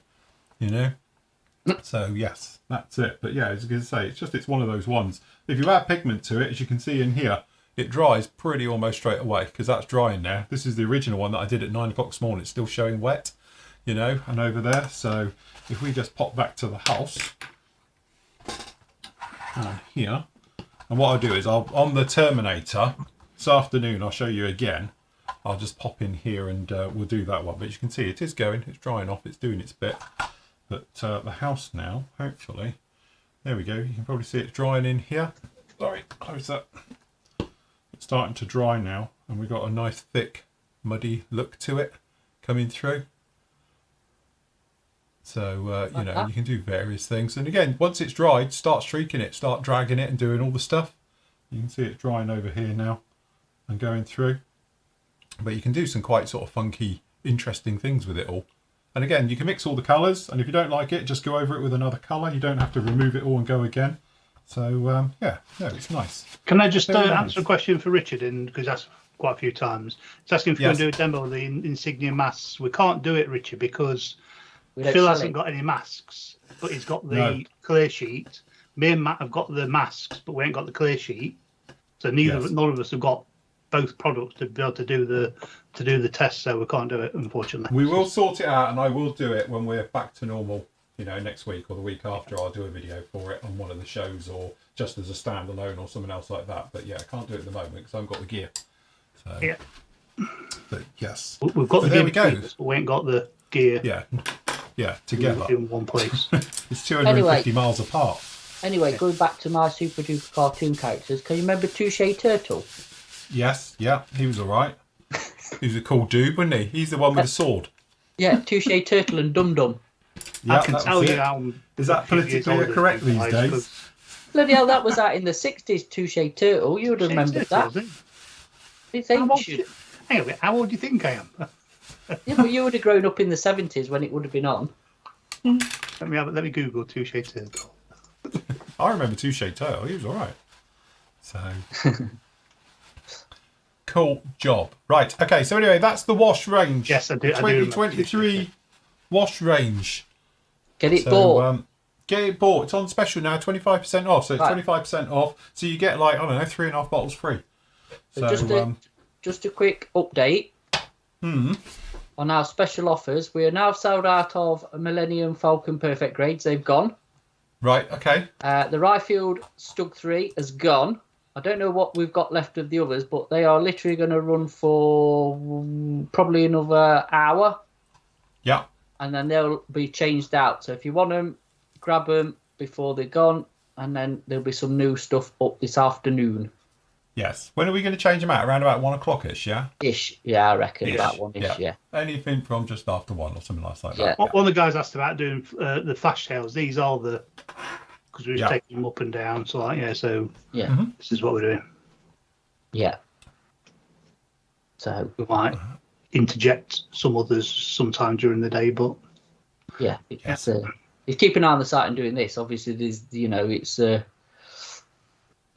it's time constraints, isn't it, to be honest? It's not like somebody's there just doing it in the background for us. Well, I'm trying to look at it, but I'm also like trying to watch chat and stuff, both chats, and so like it's multitasking what blokes aren't very good at. Exactly. We need a lady. Yes. Just to answer kind of questions, Jim, yes, you have to let the wash totally dry. It doesn't matter if it's the normal wash, the original, or the thick one. Make sure it's totally dry before you go near it. Like I always tend to do is chuck it down and then the next day take it off. You leave it on there for weeks. We just showed this thing's been on here 9 months and it's absolutely fine. It's still come away. As soon as you reactivate it with water, it will move and it will come away. So if you want to do that, you can do. So, but always make sure it's totally dry, because otherwise what happens is, if it's not dry, you come at it with a brush, your brush will just absorb it. If you come along it with a bit of paper towel, it will just absorb it straight off and it will leave nothing behind.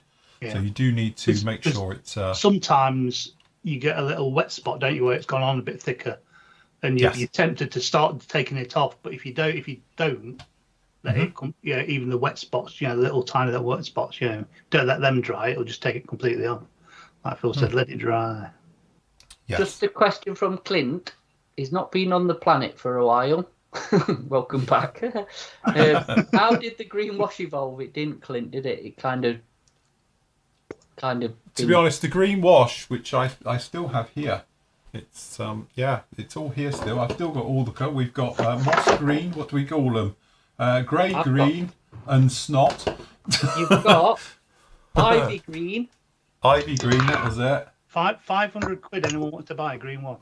Moss green was one, wasn't it? And what was the other one? Yeah, ivy green, grey green. Grey green, that was it. I've just got green. To be honest with you, we it have was to have probably the the ones. pigment. The pigment that goes into the clay has to be a certain micron for it to work. Without, it just doesn't work. Because what happens is you end up with a load of grit and water within minutes. It will just completely separate. And also, the pigment doesn't bind or mix well with clay. The trouble that we've got is the cost to do the green is something like 100 times more than it is for any other colour.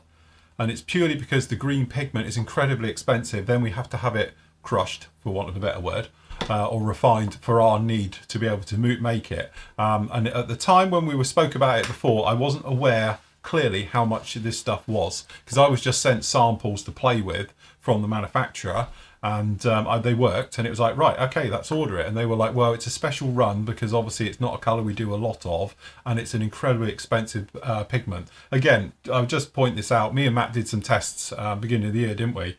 And we were playing with different manufacturers' pigments. The easiest way to know about it, if you put people's pigments into a glass jar and see what happens. The ones which have got grit at the bottom, yeah, that's not what we need. It needs to be a pure natural pigment, which means when you put it into water, it dissolves to nothing. You shouldn't have any grit or anything in there. Most pigments out there have grit because that's all it is. It's not very refined. So unfortunately, it's a no-goer because I couldn't afford to manufacture the green one, not in bulk anyway.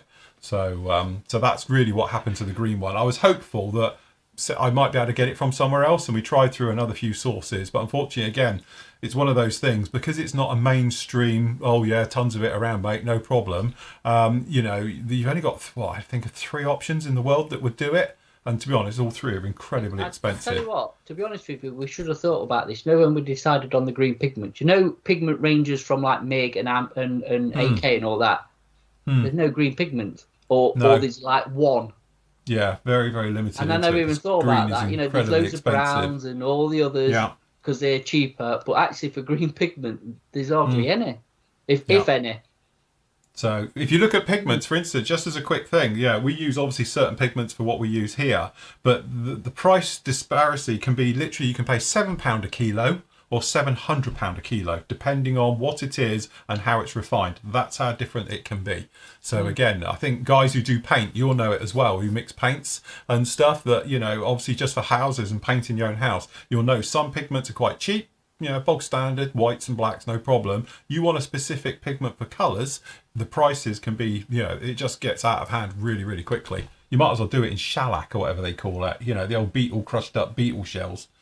So, it's very, very expensive. So would you say blue and yellow pigment would be cheaper than a green to make your own green? Yes, yeah. The cheapest ones, to be honest, are your earth colours, like your rusts, because it's a natural pigment, no problem at all. Yeah. If you think about like cave paintings, it's the original pigments. That's why they're all done in those colours, because there's an abundance of it around and you can do it. But when you start getting to specific greens and stuff, because the thing is with pigment as well, you can't just mix colours because it needs to be that shade. The reason we have our shades here is because they are 100%, that's the pigment colour. And it's not like if you were making up a paint, you could obviously use a bit of green, bit of blue, to make your shades. With pigments as we do them like this, it has to be one colour and it has to come out of a particular mine. And I think that's as well, there's only so many green mines that you get this stuff out of in the world. So, and again, that's the only drawback from using a genuinely natural product. If we was to buy synthetic pigments, pick your colour, because it's all just out of a factory, but they don't work as well. That's the trouble you find. Natural pigment works so much better than other stuff. So you reckon, like green in paint is a synthetic pigment? Probably in paints, it's probably more synthetic. Obviously I know that only because when I was, to be honest, when we were trying to find this, I got talking to a guy once, and he paints houses and floors and does like flooring, and obviously they put colour and pigments into paint and mix it themselves for flooring and stuff. And I got talking to him once over dinner of all things, and he really enlightened me to all of this because I didn't realise quite how bad it is. And he was saying that if you're using, obviously just standard man-made pigments, it's not so bad, pretty much all off the shelf. But if you want to use natural pigments for certain like lime washes and things like this, that's when it's all a different ball game and it gets incredibly expensive very quick. So and I was like, that makes sense, and that'd explain why it's so expensive. You know, like he said, there's only so many producers in the world making this stuff as well, so it's a little bit nichey. And as soon as you go nichey, it gets expensive. Of course it does, you yeah. know? It gets exclusive and all that. So yeah, that's it. So shall we ask Nathan how he's getting on with this? Yes, I've just seen Nathan down in here. So how's it going, Nath? Is it finished yet? No, I'm faffing, to be honest. Sorry. Where is he? There he is. The hardest bit is painting that fan. Yes. Yeah, definitely. That's it. All I've done, to be honest, is I've done all the white bits.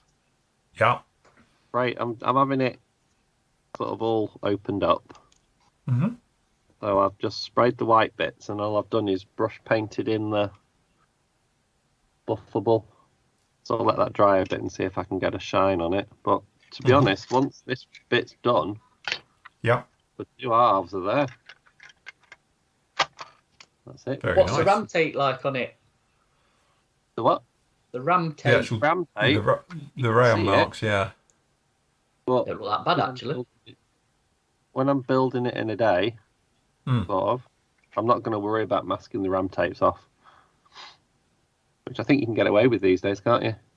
Well, the thing is, the ram tape now is the same colour as it is. In the old days, apparently, it's a bit like Formula 1 cars, I was told it. You know that thing where they've got these matte finishes on all the cars with gloss tape for all the joins? It's because no one did the colour, but apparently that's all the early ones. No one did the actual colour for ram tape in the right colour, but now they do, so you can't see it. So I think what I'm going to do with this is just spray it.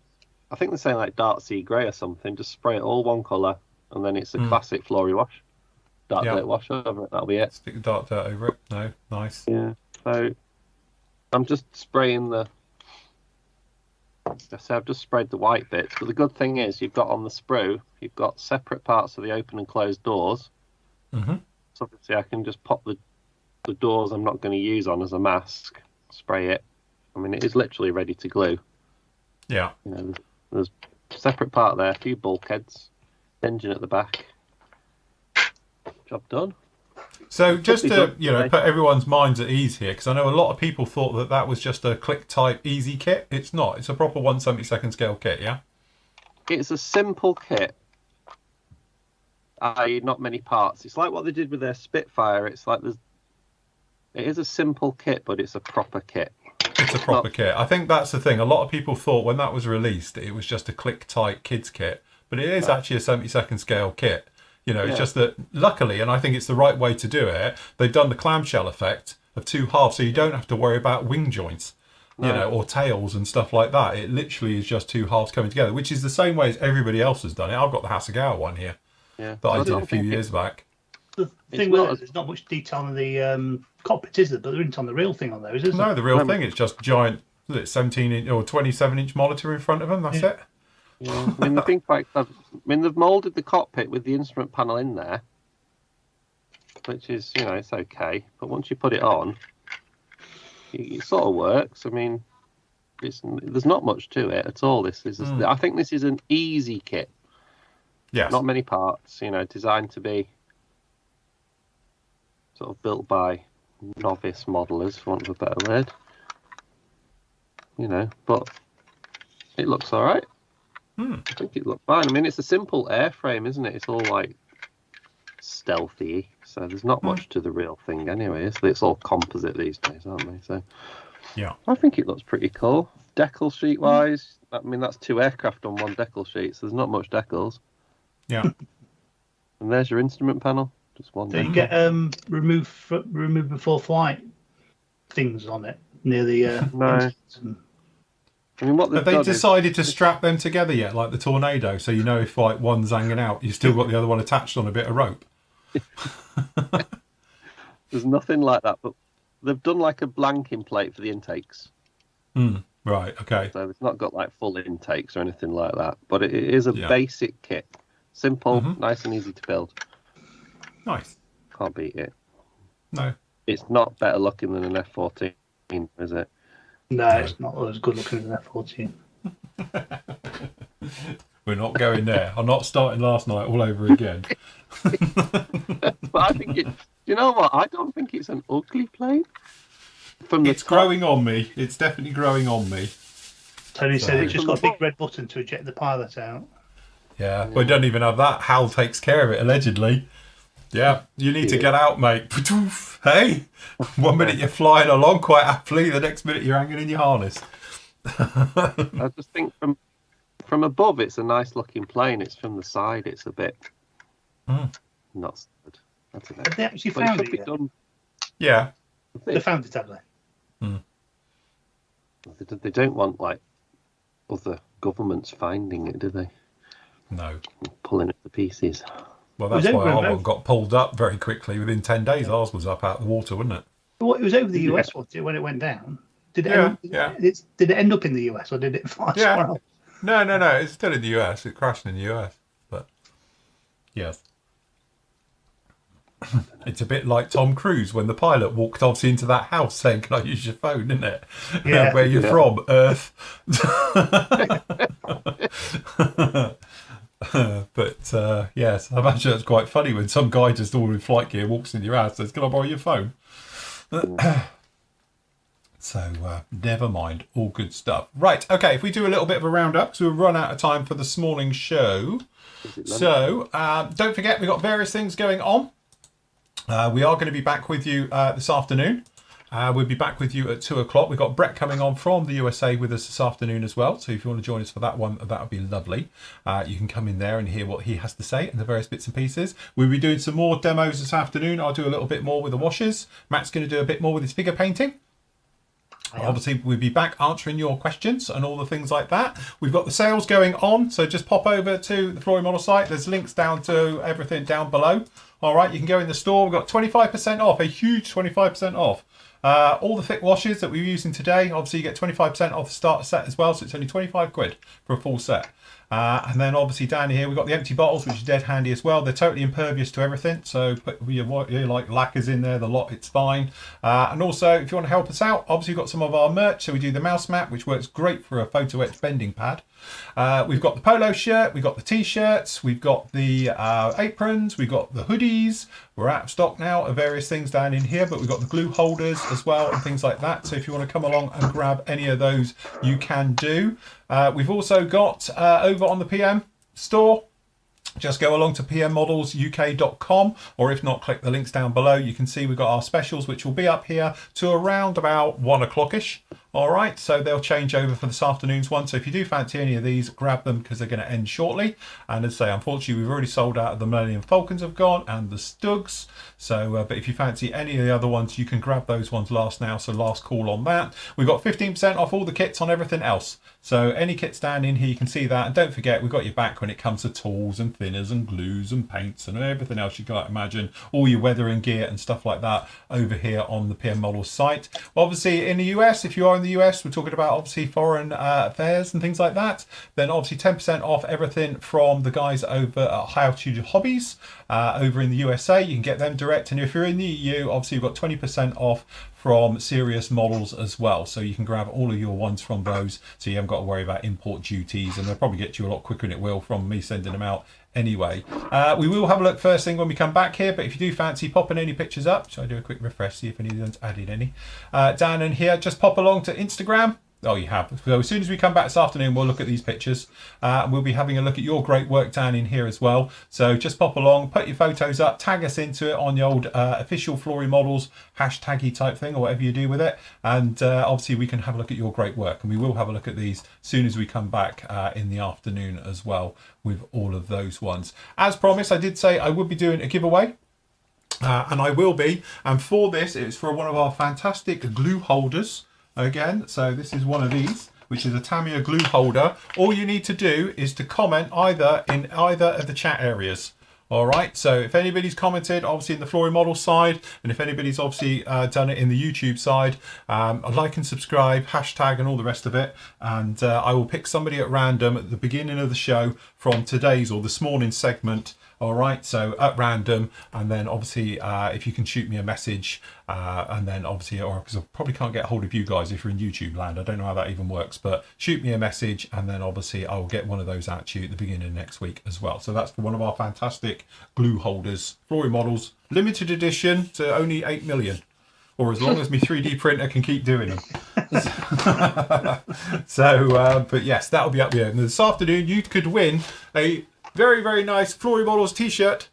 There it is. I'll be giving that one away in the afternoon as well. So again, so if you want to join us for that, it'd be absolutely fantastic. Cool dude. Right, okie dokie then, guys. If we're absolutely done, don't forget, pop along, have a look, buy some stuff, support us, like and subscribe, ring the bell, and we'll be back with you at 2 o'clock this afternoon. And we're all back this afternoon, aren't we, guys? Well, Yeah. We are indeed. So anyway, there we go. Anyway, hope you enjoyed this morning. Happy modding, take care. We'll see you all again at 2 o'clock. Say goodbye, gentlemen. Bye. Bye.